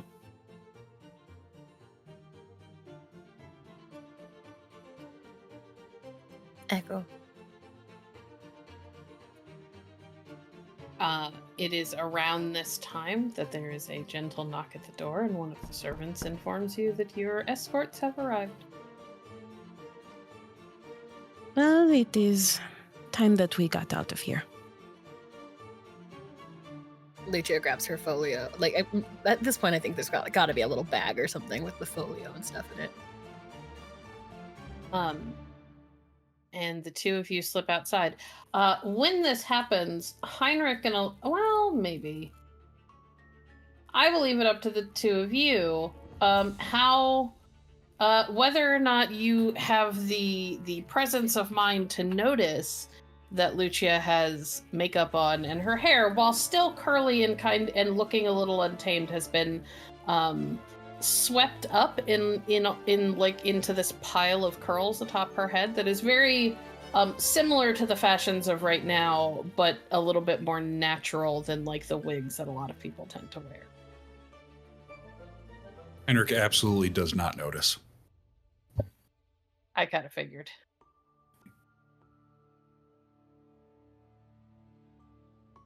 Alonso observes and narrows his eyes, assuming some deception. Of course he does. So fucking typical. All right. You two are joined by the ladies, and I assume set off to the college to meet with the good Reverend Doctor, yes? Yes. All right, we will skip forward to that then, because there's nothing that's going to happen on the way, except maybe, stopping to pick up some sort of snack or whatever for everybody to have while they're eating, or while they're talking. Alexander, you have had a very simple breakfast, the same thing everybody else at the college has had. It's like oatmeal and bread with some like honey.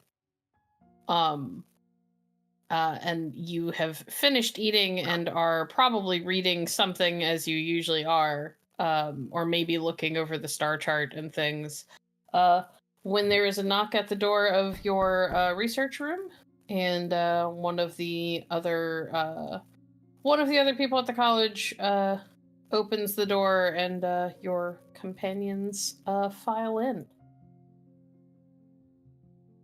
Good morning. And you? Buongiorno. Morning. Good morning, Dottore.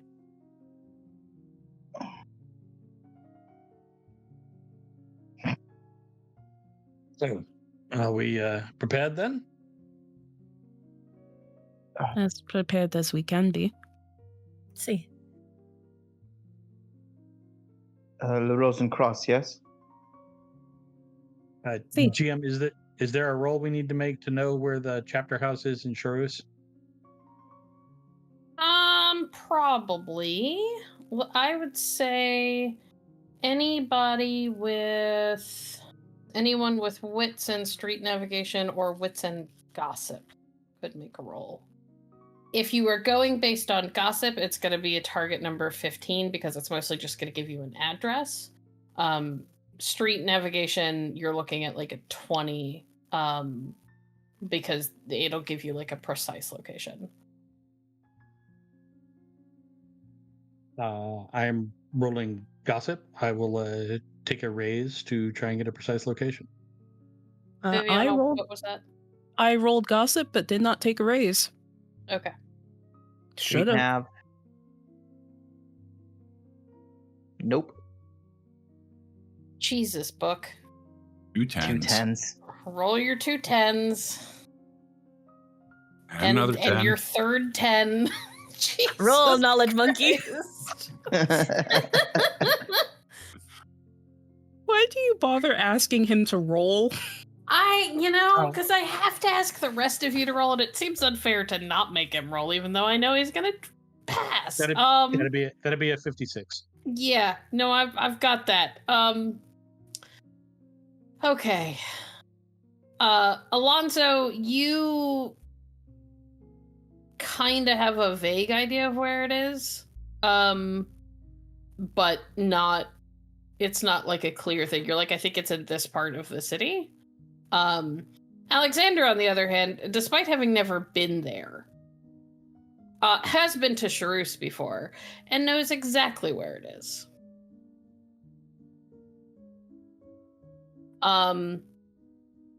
The chapter house is at 42nd Street. Or on 42nd Street. We are headed to 42nd Street. Onward then.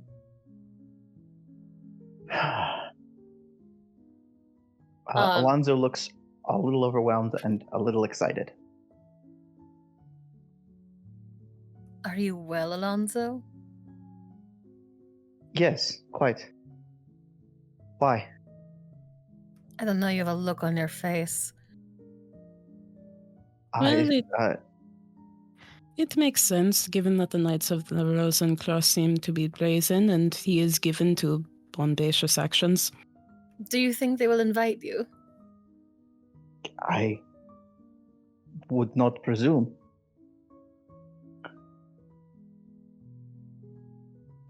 But I would not presume, I am yet to write my name upon the world. Would you want to be invited? He shrugs unconvincingly. Lucia, in an attempt to turn over a leaf, just sniffs and pulls her fan out to cover her face.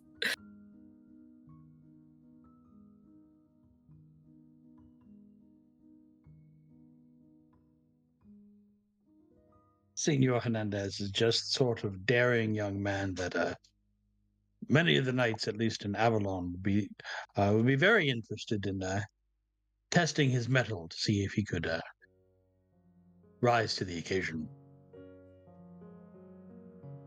Oh, that's actually. Kind of looks over at Heinrich.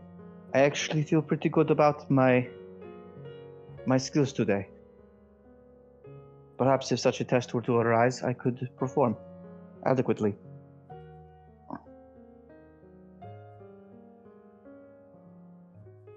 You set off across town. Takes about an hour and a half to get there. By the time you get there, it is settled into a pretty solidly middle-class neighborhood. And when you walk up on it, you realize that it is a kind of low-key building. It is not what anyone other than Alexander would have expected. It's pretty unassuming. There's nothing flashy about it. It looks like effectively a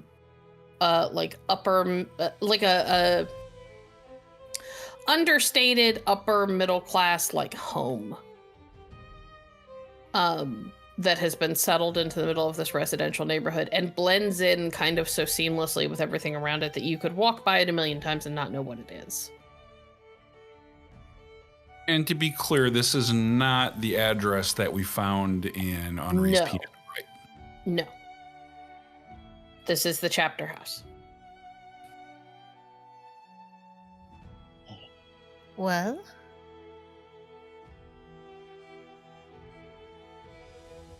No need for gilding when your reputation speaks for you, I suppose. Or perhaps the person who... I would not actually... Never mind. They, in fact, own...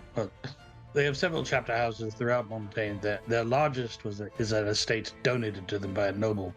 It's where they print their newsletter. They have a newsletter? Yes, it's called The Quill. Very good reading. And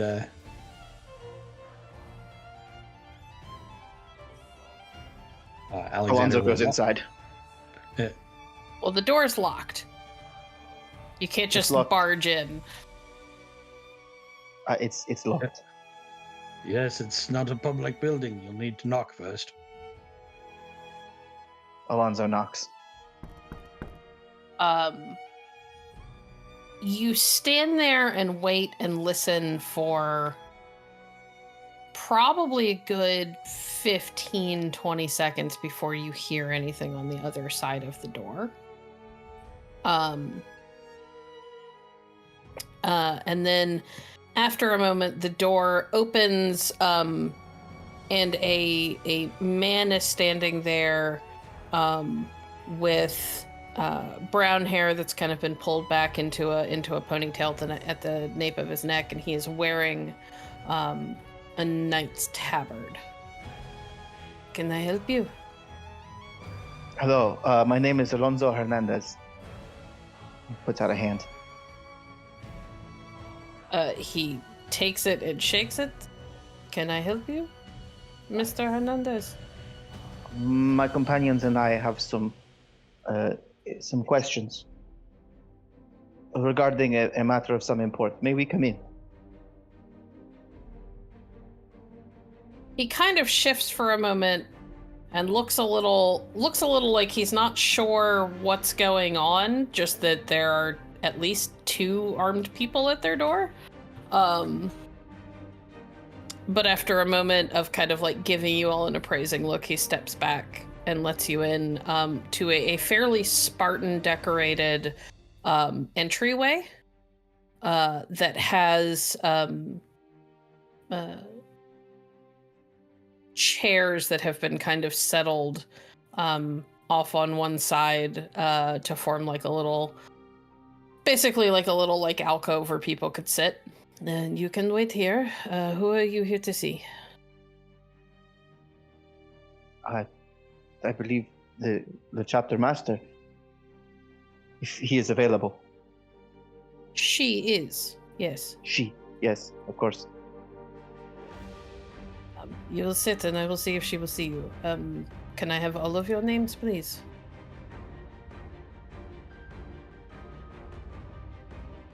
Francesca Lombardi. Lord Heinrich von Groth.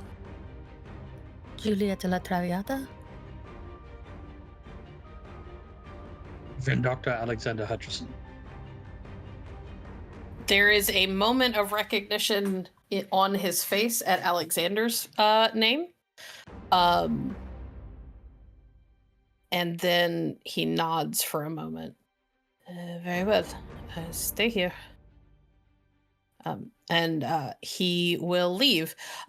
Something that all of you will notice, no roll required, as he walks down the hallway, is that there are a number of doorways in this off this entryway and down the hall. All of them are closed.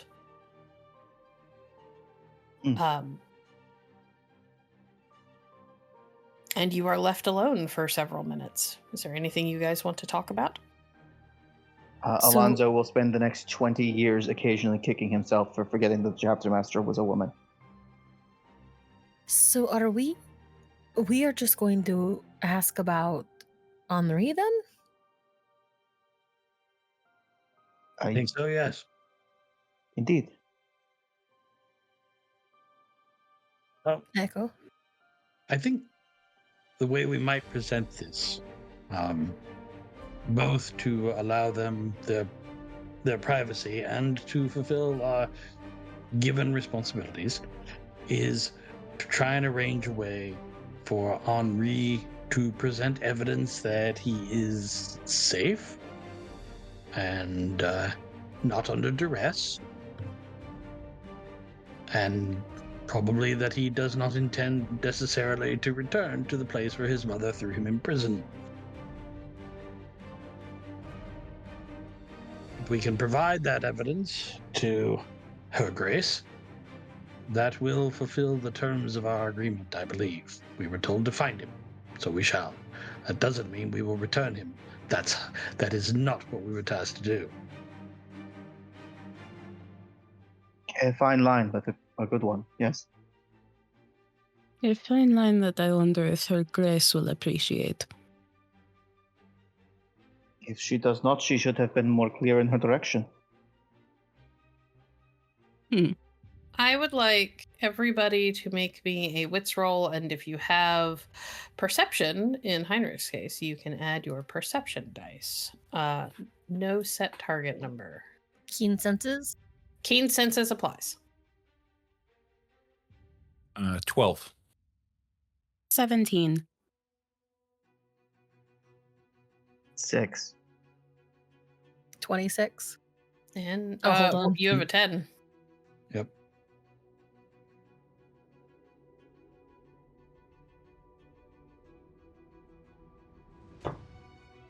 Jesus. That's a 35. 35. What happened Lucia to Lucia? is on the ball. Lucia has been given a goal. He's listening and looking very intently for evidence Henri's in the building. So 1,000%. She's like, this is sparsely decorated. Okay. They could have a library here. They could have a library here. Alexander and Lucia, you hear faintly in the distance a howl, but not like one that you've heard from any animal you've ever encountered or read about. It is almost unearthly, a howl.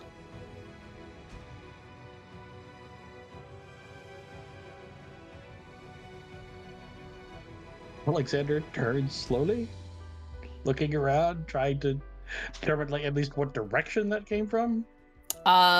Deeper in the building is all you can tell. Oh no. Lucia, you specifically hear the sound of something hard raking and clattering against metal at the same time the howl is happening. Like when you were in the prison and you were in the jail and you would walk back and forth along the barred wall and you would drag your hands and they would make that tunk, tunk, tunk, tunk, tunk, tunk, tunk. It's like that, but like somebody is using something hard to do that. They have Dottore? What in the name of Saint Victor was that? What do they keep prisons here? I don't I'm know. sorry. No one knows what goes on behind those doors. But Oh no. How long have we been left alone? About 5 minutes. And no one is here. Nope. Not in the room with you. I'm trying to turn over a new leaf, it's fine. I think everyone in the room can see Lucia, like, eyeing the hall. Alonso's still admonishing himself for forgetting the gender of the... Yeah, so... Hey, Lucia. Yes, Do you want a drama die? I do. Take a drama die. I'm activating your hubris. All right, here's the thing. Mom and Dad are still here with us. So would I be able to do this stealthily? No, you are in a room where there is nowhere for you to hide. If you're going to do this, you have to do it, and they're going to see you. You know what? Fine. I'm going to edge over to the hall and see if I can get closer to, like, I assume that's where the sound came from? It's coming from deeper in the building. You can't tell from where exactly. Especially with all the doors shut. It's weird acoustics in here. I am going to start edging towards the hall to listen to the doors.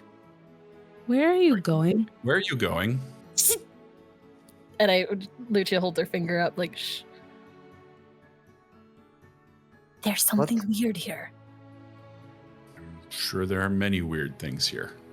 How weird. Like, monstrous weird. And you want to go charging towards it, I assume? Do you see me charging?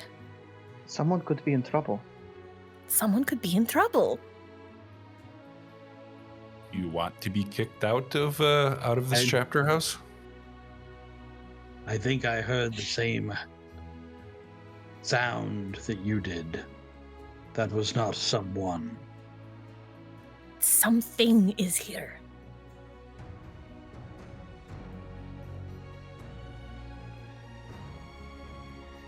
Alonso starts to move down the hall. Where are you going? What hall? All the doors are closed. Yeah, there is an entryway with some doors leading off of it, but there is also a hallway that extends down it, that also has doors that are all closed. Can I just listen at one of the doors? Sure.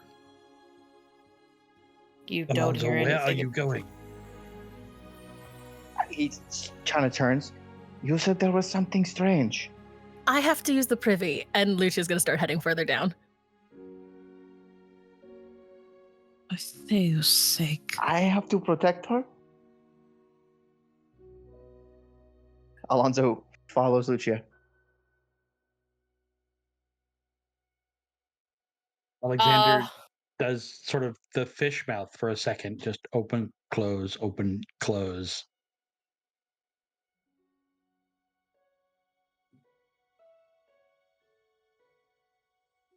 What are Viviana and Heinrich doing?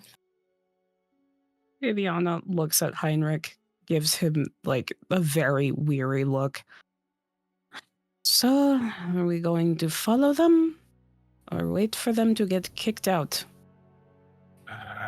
Can we tie them down and sit on them?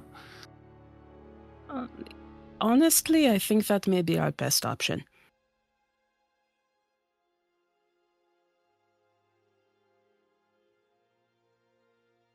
Let's The go. two of you Keep come them. back here this moment. Ooh. Alonso and Lucia, you both hear that? Did you hear something, Alonso? Have you gone mad? I hear the Reverend Doctor being both extremely angry and probably correct. Should we turn back? Yes? I don't hear what you're talking about anyway. So, There was a strange sound like a howling. Like they have something changed down here. that is very odd. Isn't it? Yes. Perhaps we should ask them about it when they come to talk with us. Both of you, get back here immediately. I hold on. I would like Alexander to make a panache and oratory roll, and I will give you a free raise because you have gotten help from Heinrich and Viviana. Already? We're effectively going to see if you could like intimidate and shake the two of them out of the stupid behavior that they are embarking on. And you treat our quest fever. Do you have He's the a right doctor. medicine? He is a doctor. You're up against Lucia's hubris, so I'm gonna say you need a 20 to pull Alonso back because it doesn't take much. He's kind of half I want to go do the right thing, half I don't want to fuck this up. And you're gonna need a 30 to pull Lucia back from the brink. Thank goodness he rolls like a god.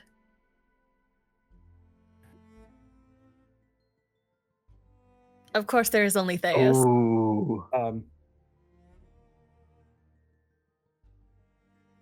No, I will. I'll leave that where it is. Yeah, the dice have spoken. Let them fall where they may. Y'all are making me uncomfortable. Like, I'm gonna have a complex. Love you, buddy. Here's just enough rope. You do have the option, if you decide that Lucia would listen and turn back, you do have the option to spend a drama die to ignore your hubris. That is always an option that you have, just as a reminder. I have so many drama die. Clara really likes finding things out. This is gonna fuck us over though. Lucia, I think, does the dog thing where they like she's as far as she can go, like, and reasonably turn around and be like, and I got lost. And she kind of like leans further forward. And then grabs Alonso's arm and starts pulling him back towards the rest of the group and leans into him. Well, perhaps if they give you an invitation, we'll find out what that was. I fought Heinrich this morning. Sorry, what? We were practicing. What does this have to do with this? Nothing. That wasn't the strangest thing to happen this morning. It's a strange day. Do the two of you have any idea how much you just put us all at risk? I am sorry, I don't know what came over me. You never seem to know what comes over you. Perhaps we should find an exorcist. I know exactly what came over me, and it is the result of a complicated vow I had taken. That said, I am sorry I did not pull her back sooner. Had one of the knights come back in that moment, they would have been within their rights to throw us out, give us no information at all.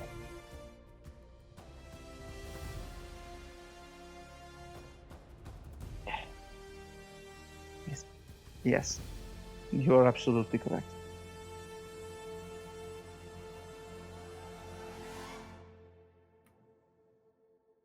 Do you have any idea what it was you heard? I described it. an unhuman howl, well, an animal howl, and the sound of rattling bars.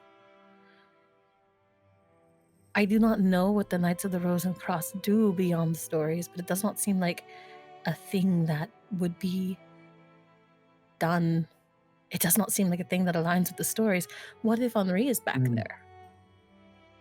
Well, certainly not something you'd find out if you were thrown out on your ear.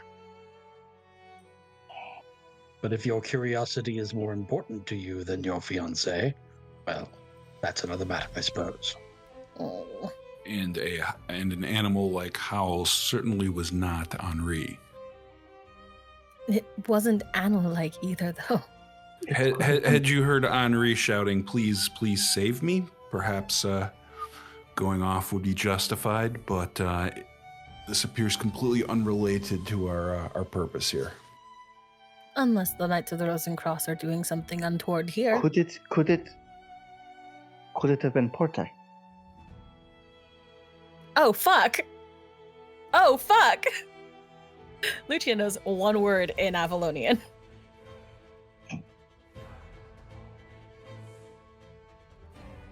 Be the one word you know. Macaulay told it to me. Lucia starts... Don't know what that means, but...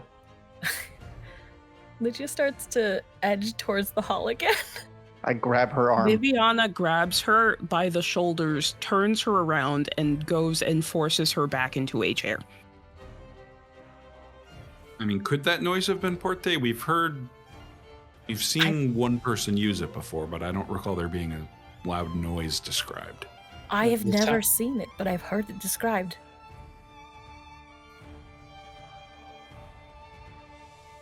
A screeching hole in space. Yes? Screaming, bleeding.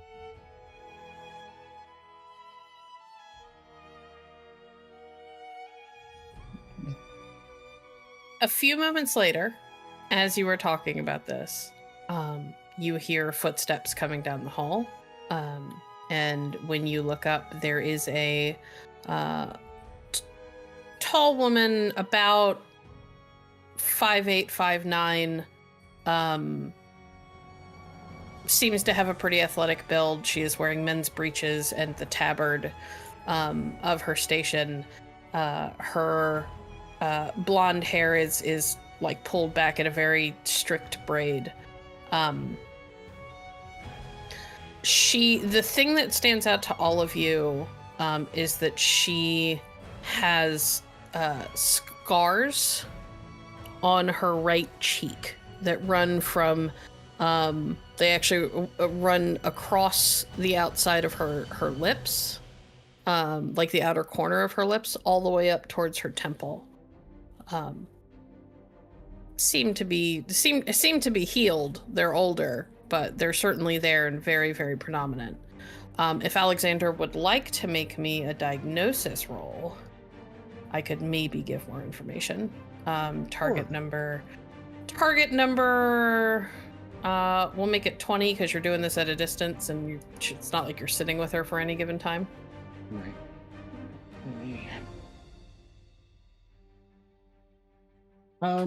Take a raise. Okay. 30. Very good. The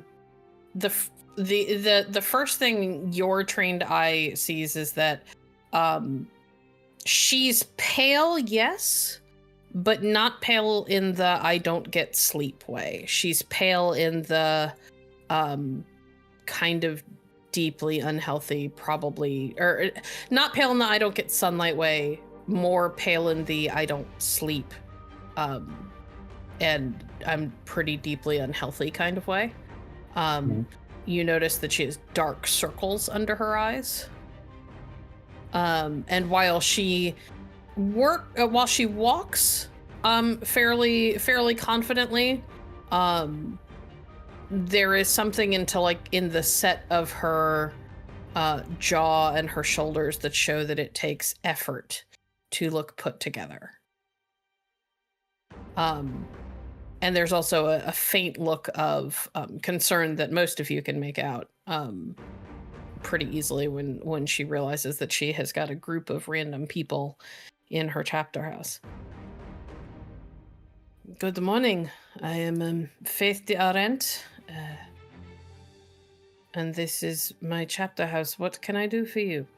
Alonso Hernandez, an honor and a pleasure. He stands up, bows, and then goes to shake her hand.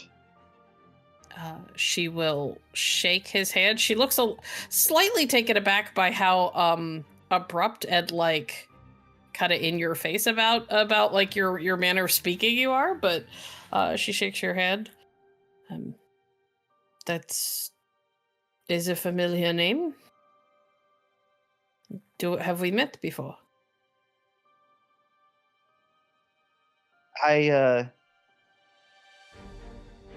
Perhaps. No, perhaps not.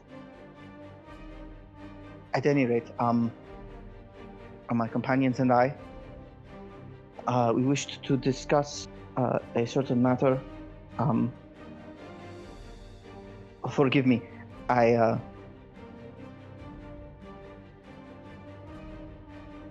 your order is well known, and Alonso looks at the others with a "please fucking help me" expression. We are asking about someone who may have been associated with the order. We do not make it a habit of about our members, but perhaps I can help you with something. We are looking for Henri Rain. We have some evidence that perhaps he was associated with you all. And what would lead you to believe that? And Lucia will look to Alexander. Question first. GM. Yes? Is this woman a hero, villain, or scoundrel? Hero. Can I see her arcana? No. In fact, when you attempt to focus on her and look for threads tied to her, you get an almost blindingly brilliant light coming off of her and nothing else. It's almost painful to look at. Lucia will actually like visibly kind of react to that. And she shakes her head.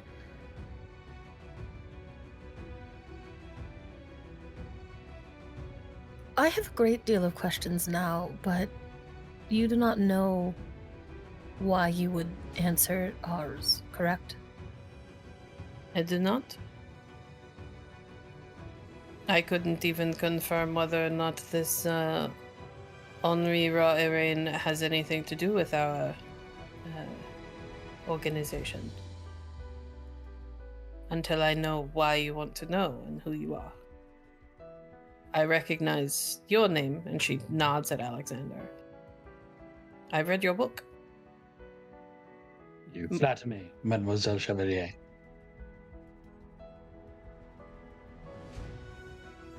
But I don't know the rest of you, or why I would be beholden to answer your questions. Well, milady, first of all, let us assure you that this is purely a personal matter. This is not part of any political gamesmanship. Our companion has a personal relationship with young Henri and is trying to get in contact with him because he has been missing. I see. And this personal relationship? Well, I will let her explain that. We are in love.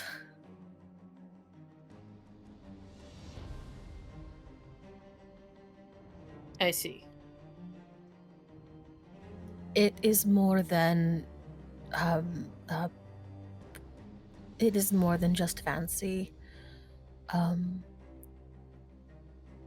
And Lucia will pull her own signet ring out.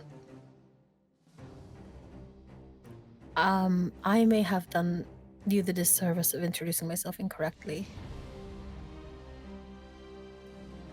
I am Lucia di Felici, and I have come from Fadace to find Henri. He had been thrown into the donjon for speaking of l'Empereur in secret. And you will stop talking and follow me. Echo.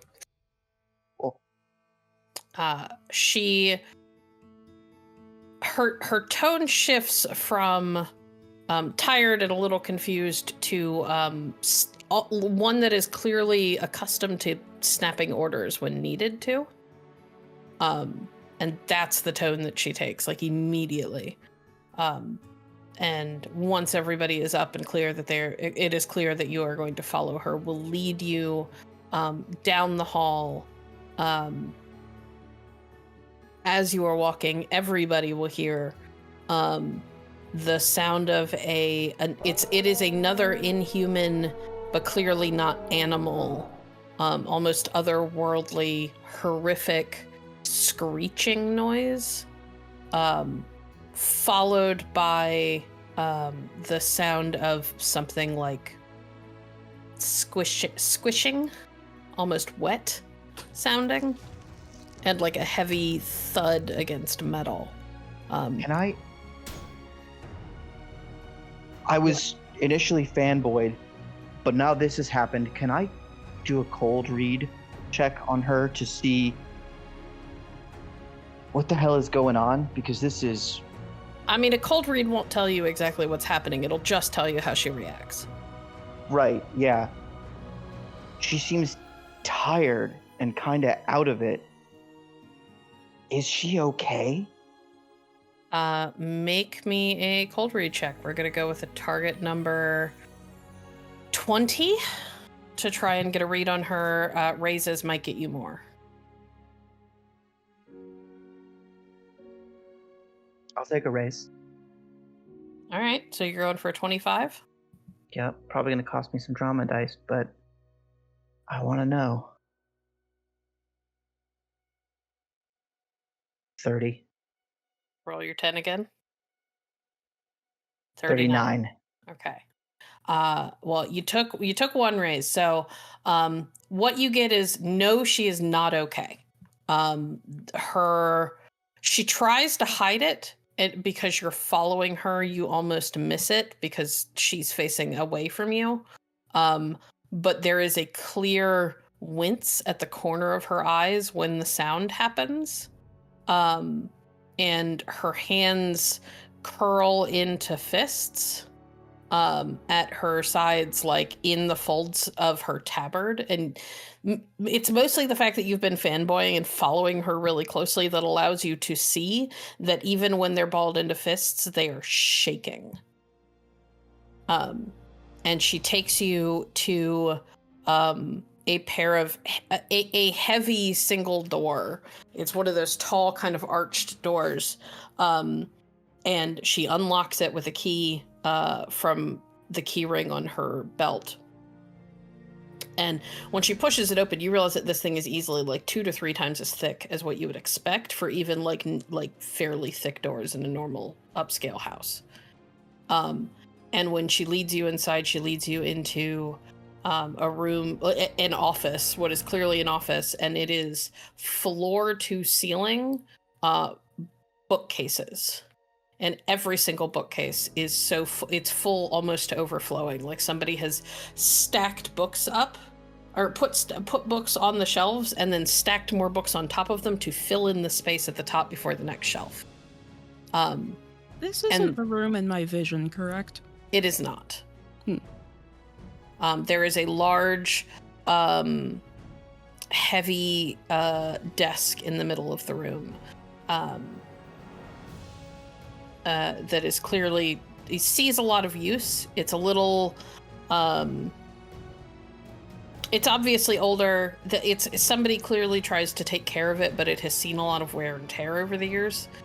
She shuts the door behind you, and as soon as the door is shut, the thing that you all realize is that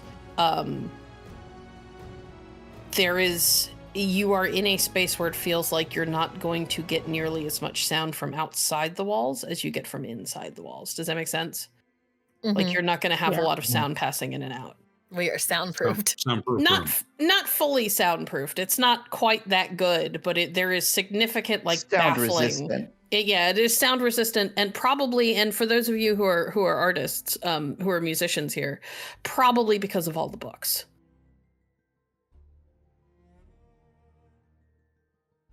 All right, have a seat.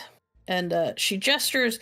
There's a couple of chairs that are facing her desk, but there's also like a couch along, or like a love seat nearby as well. And she moves to sit behind her desk. Alexander will sit down. The last thing to tear away and focus are his eyes peeling away from the books. There are books in every language you read and more.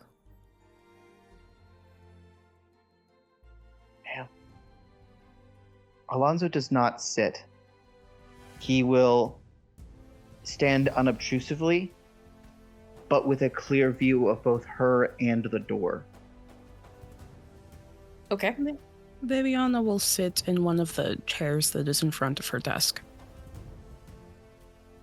And Heinrich will take the sofa. Lucia will take the other chair. All right. Tell me your story.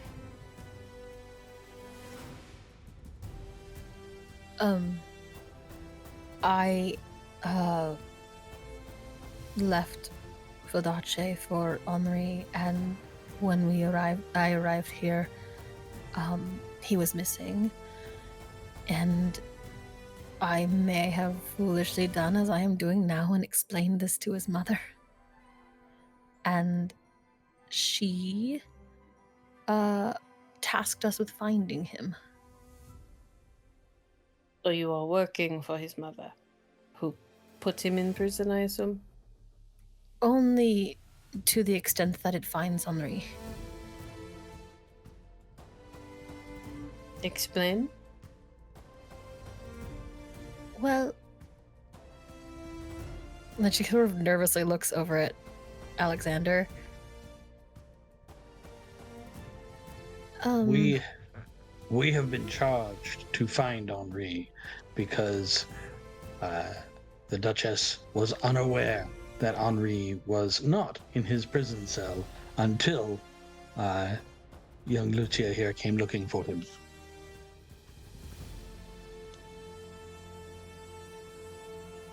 So we have it is in our interest to do as she asks so that we do not end up in the dungeon. However, I don't believe any of us are particularly interested in sending the young man back to prison. And we have been told to find him. So that is what we are attempting to do. More than that is between a mother and her son with a relationship to repair. She kind of sits back, so you are intending to live up to the nature of the agreement and not the spirit of it. We're certainly not going to kidnap the boy and drag him back against his will. I just want to find the man I love.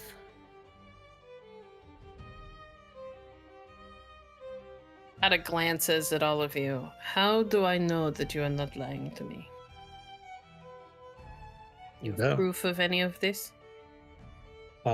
We do have some evidence of the relationship. Who has the letters? Lucia has the letters and will hand them over. Which letters? Oh, God. Lucia has the letters between her and Henri. Actually, I think Lucia also has the roses. So last I heard, Lucia has her letters. Alexander has Henri's letters. Or, you know what I mean. Lucia has the letters that Henri sent. Alexander has the letters that Lucia sent. Alonso has the coded letters. Yes. So which one are we talking about is the question.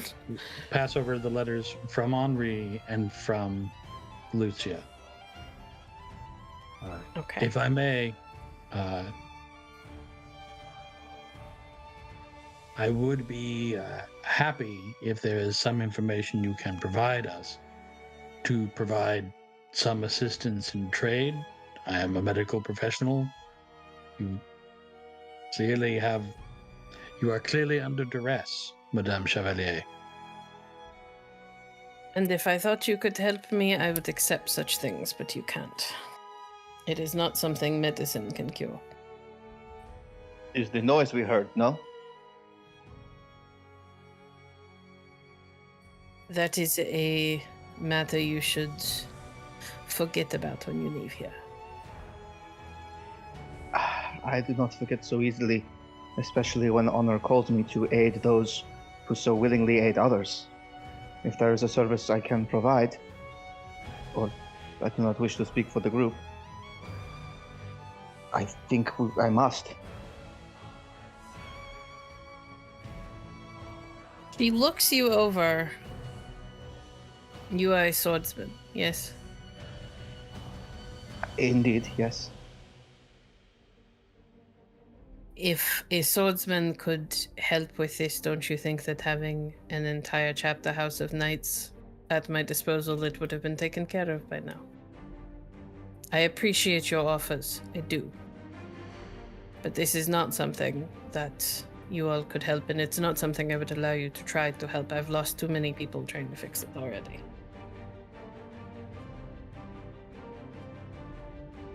You have not...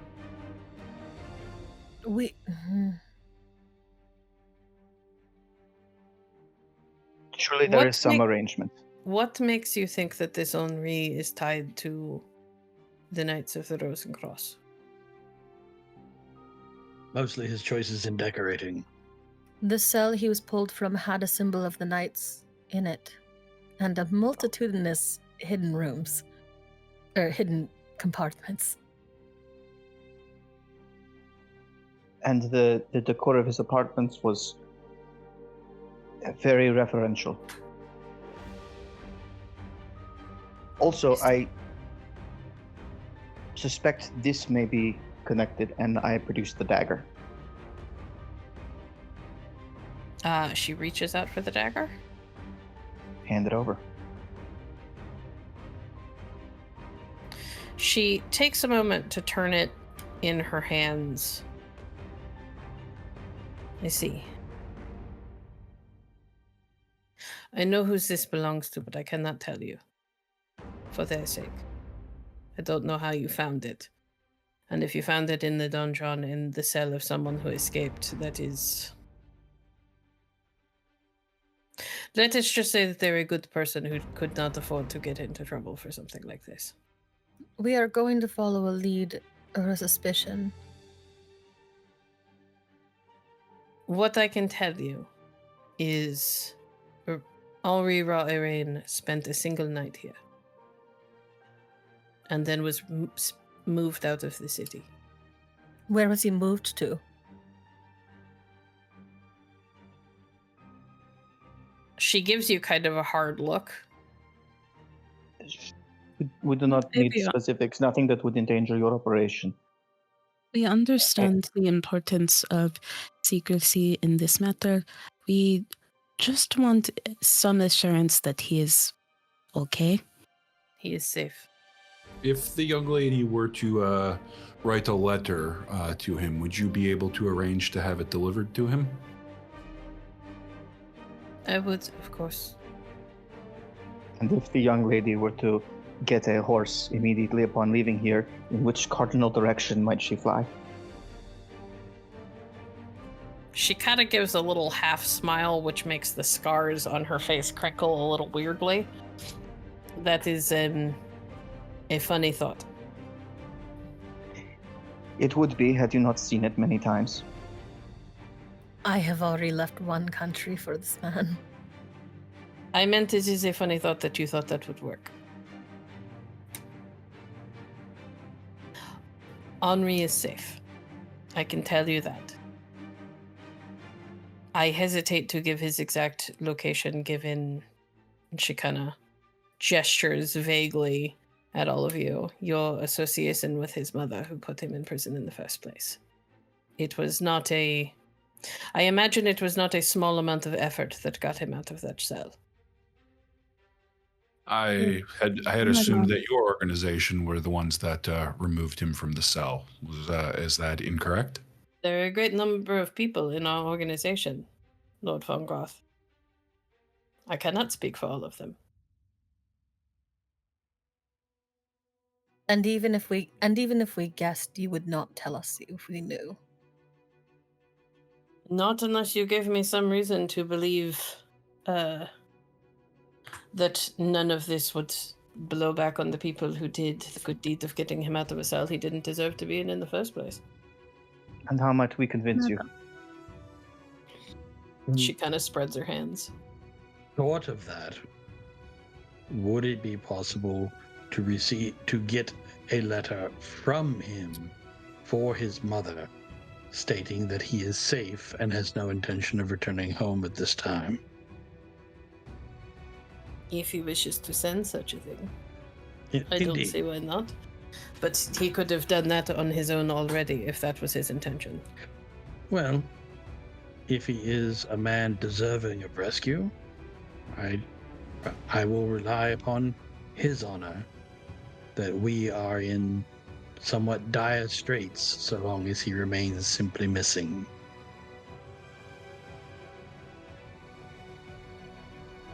I feel I can trust in that.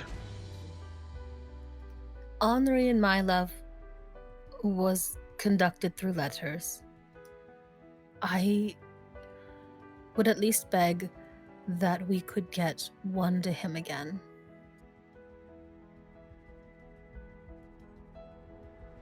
As I said, I am willing to make sure that a letter that you leave gets to him. I can make no promises as to whether or not he will write one back to his mother.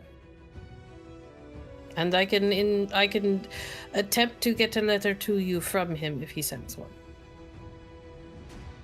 Then I will ask him myself. Madame, I understand your hesitance to disclose more information, given the association that you know we have with his mother. However, she gestures at the entire group. We would have been looking for Henri regardless of whether or not we had stumbled into associating with his mother. Truly, the moment that she discovered he was missing, she almost had us all killed. In her fury, our association with her has been terse at best. We do not have reason to... If Henri is safe where he is, we do not have reason to immediately try to go and kidnap him away to his mother. I don't think you do. You've said as much that you have no intention of honoring the spirit of the original arrangement, but more the letter. And I can understand why. My concern is not that you will drag him back to his mother. My concern is that people who went to great lengths to break him out of the donjon will get implicated.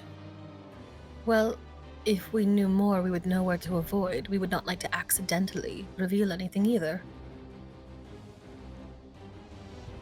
You are not at risk of accidentally revealing things if you do not know them.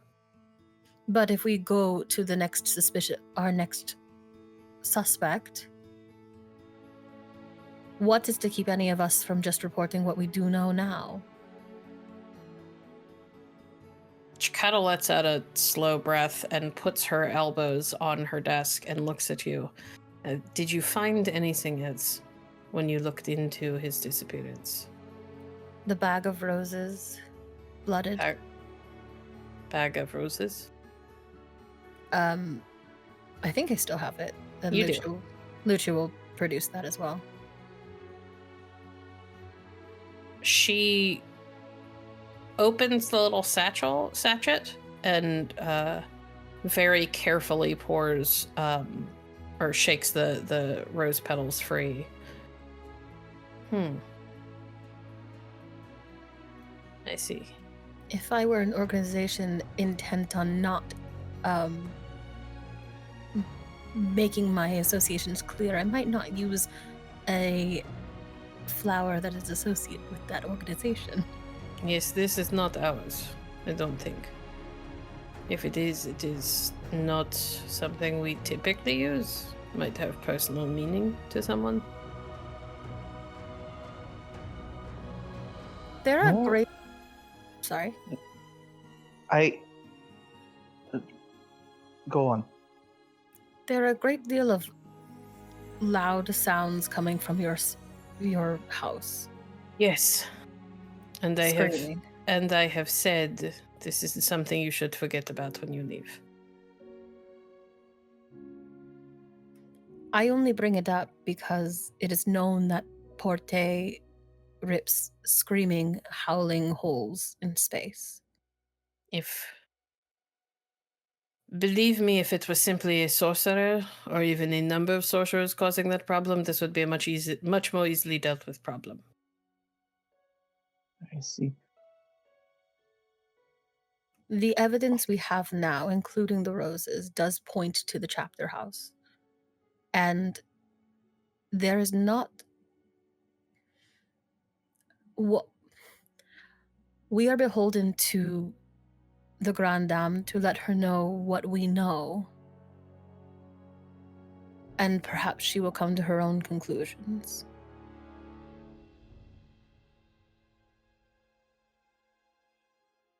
Her eyes narrow? I just want to find Henri. I just want to be able to be with him. And you will not accept just that as enough. What if... Forgive me, Madame. What if you had an agent of your own within this investigation? She kind of sits back. Explain. I shall, as you say, put my cards on the table. I'm a tremendous fan of the Knights, and I would consider it a great honor to submit my blade to a service officially. Yes, to officially join the Knights, if that should be.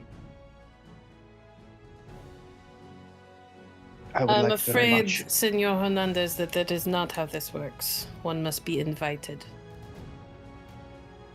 I see. Thank you. That said,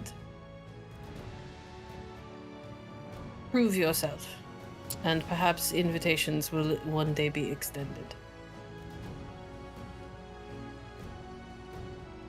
Certainly. You might start with teaching your companion that threatening people in their own abodes is perhaps not the wisest decision, and she looks back at Lucia. You must forgive some of the foolhardiness of youth. She's traveled across half a continent looking for Henri. This is not something that makes up for open threats. Yes, I believe our companion was just about to apologize for her foolhardy behavior. Viviana gives Lucia the most bombastic Vodachan side-eye. Forgive me, I was caught up in worry.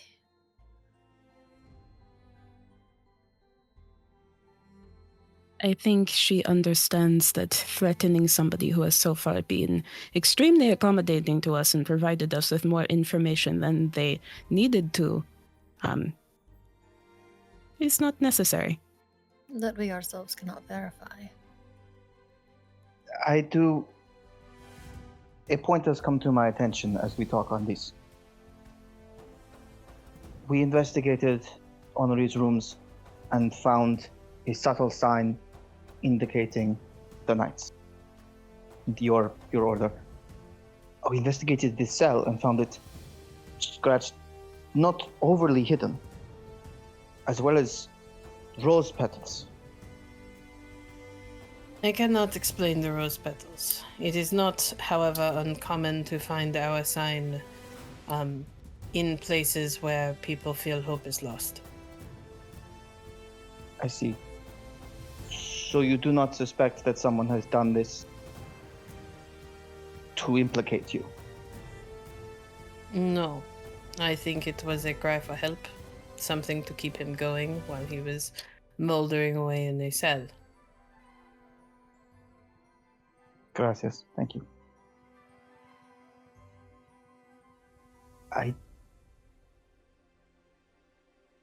Have we... Is there anything else that I can help you with? Anything else that you found that I might be able to help you puzzle out? I'll fucking just Alonso ask will show her the coded letters. She will look them over. I see. Where did you find these? The possession of the young man. Well, his estate. And well hidden. I see. Oh, they're clearly code. It would take time to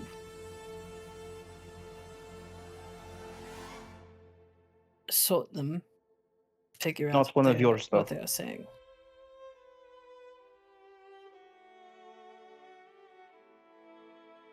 Yeah, thank you.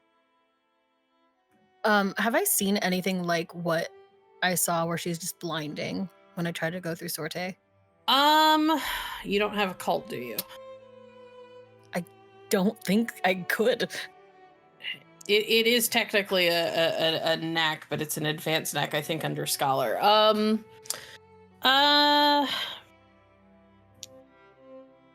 Here's what I will tell you.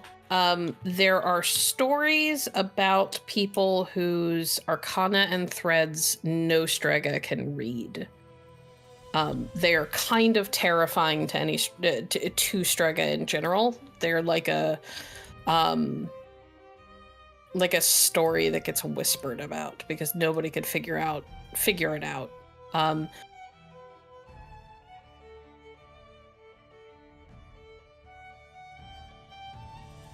You've never personally run into one, but you have certainly heard the stories.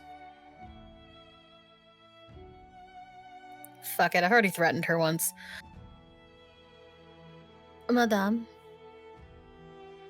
Yes?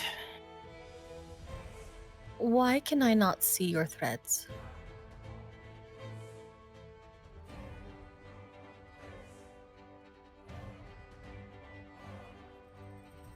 Because I have protection against such things.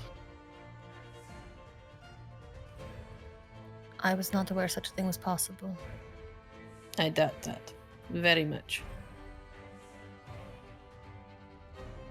I am well-traveled and well-educated.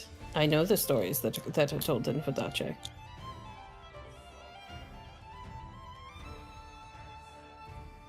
And Madame, if I could trouble you for one more piece of information. Also, when we were examining Henri's chamber, we found 2 additional documents. One of them was an invitation to this chateau. However, when we spoke to the owner, she claimed that Henri had never been there and would never have been welcome. Does this perhaps mean anything to your organization? And I'll hand over the invitation.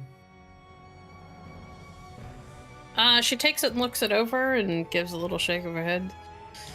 No, but private parties are not uncommon in Charus. And then also, hidden in the same location, we found a piece of paper with this address on it. We were planning on visiting the location later, but my suspicion was that it was a safe location he could go to if he needed assistance. But is this address in any way associated with the Knights? She will take it and read it over again. Or read it over. I know what this location is. And it is not necessarily what I would call a safe location, but it is a place you could go for help. At one time. It is not in use anymore. So just so we do not further intrude on your organization, this is owned by the Knights? Not owned. It was briefly in use.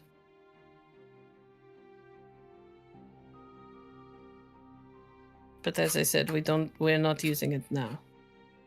We see fit to occasionally move such operations around the city for the sake of keeping them hidden. And with everything going on in the city, we see it more prudent than ever.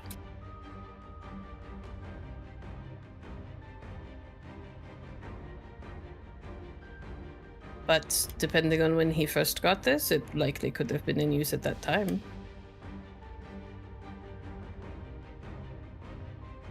Well, thank you for that bit of information. As I said, we have no desire to further intrude into your operations beyond what is strictly necessary. Was there anything else that I could help you with? I am happy to continue looking over these letters, but there's a lot here. It would take time. I think we can... The coded ones? Mm-hmm. We are capable of deciphering them and would share the information if it is relevant. Very well. She will hand them back.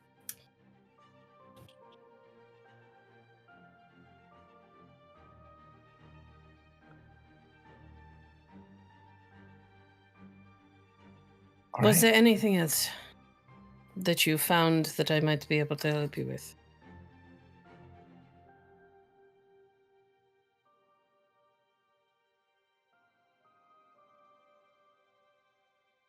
Thank you for your time. Thank you very much for your cooperation. Heinrich? Storyteller, did she give the knife back or is she keeping that? Oh yeah, no, she gave it back. Okay. She said she knows who it belongs to. She'd like to return it to them, but if somebody wants to take it back, she'll hand it over. Yeah, no, Heinrich will say. And regarding the knife, I don't believe we have any more use of it if you would care to return it to its owner. I will do so. Thank Certainly. you. Yes.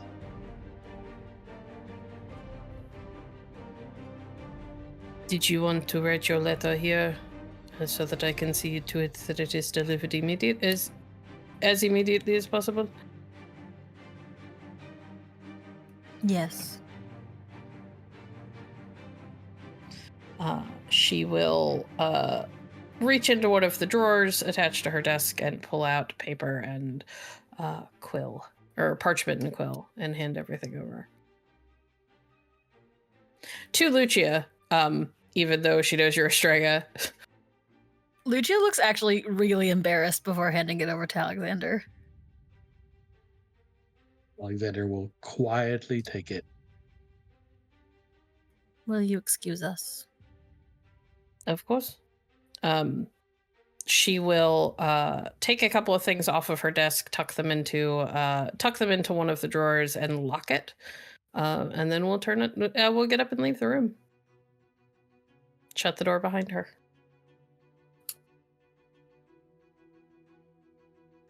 This was not what I expected.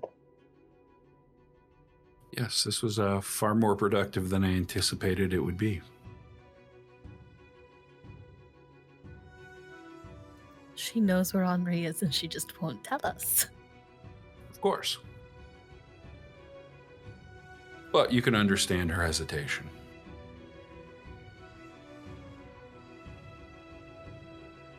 Signorina, do you want some more privacy for this letter? I don't know anymore. Alonso will also step out. Yes, if we can certainly step out and allow you two to complete this in private. When you step out into the hall, Faith is standing there. She looks a little surprised when people file out. Is Viviana also joining them? Viviana looks to Lucia. Do you want me to leave as well? If you would like. I will take that as an invitation to stay here. Okay. So Heinrich and Alonso step out into the hallway. Faith looks a little surprised. We don't need to hear the young lady scribe her love letter. I understand. And she will stand and wait. As he leans and waits for the letter to be written, I think just contemplating, Alonso takes the amulet out and rubs it for luck.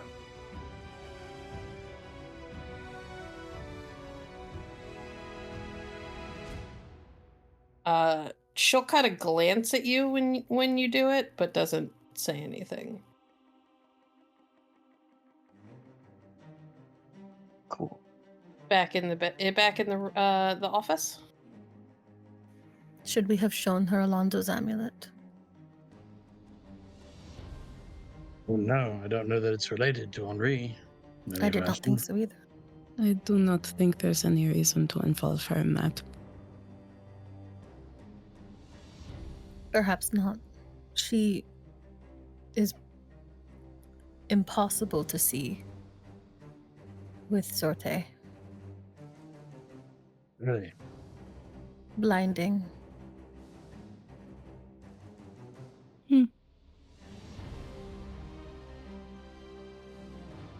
Fascinating. You can see, Lucia's looking like she's going to start crying. She's, frustrated crying. Right. You have a letter to dictate.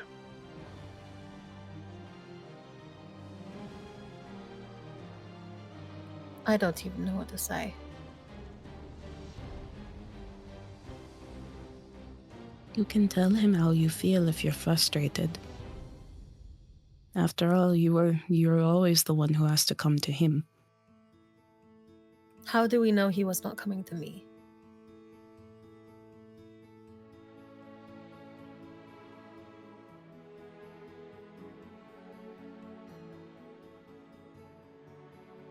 And she wipes her eyes on her sleeve for a second. Viviana will pull out a handkerchief, go over to Lucia, and offer it to her.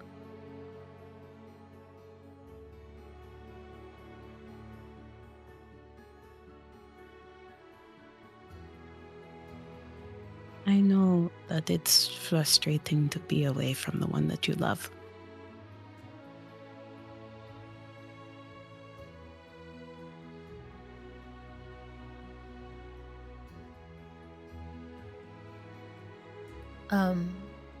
Dottore.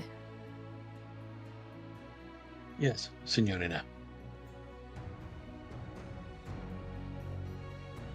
Just tell him I am alive and in Charuz, but not for long.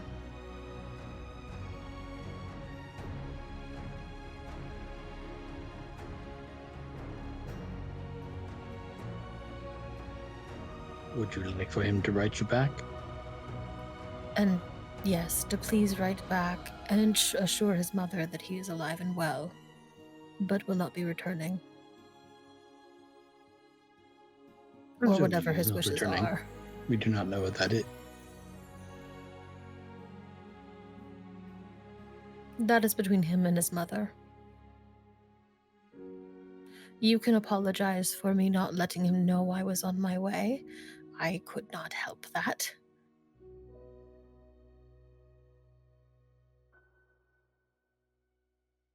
But I cannot tell him where we are headed next.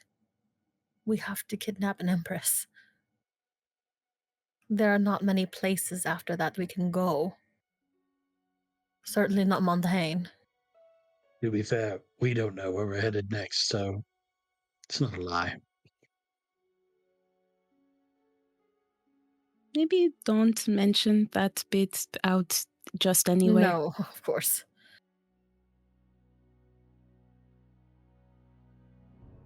Let me draft something for you, and I'll read it when you're done. When I'm done, see if it meets your approval. Let go. All right. And I think that that's where we're going to call it for the night.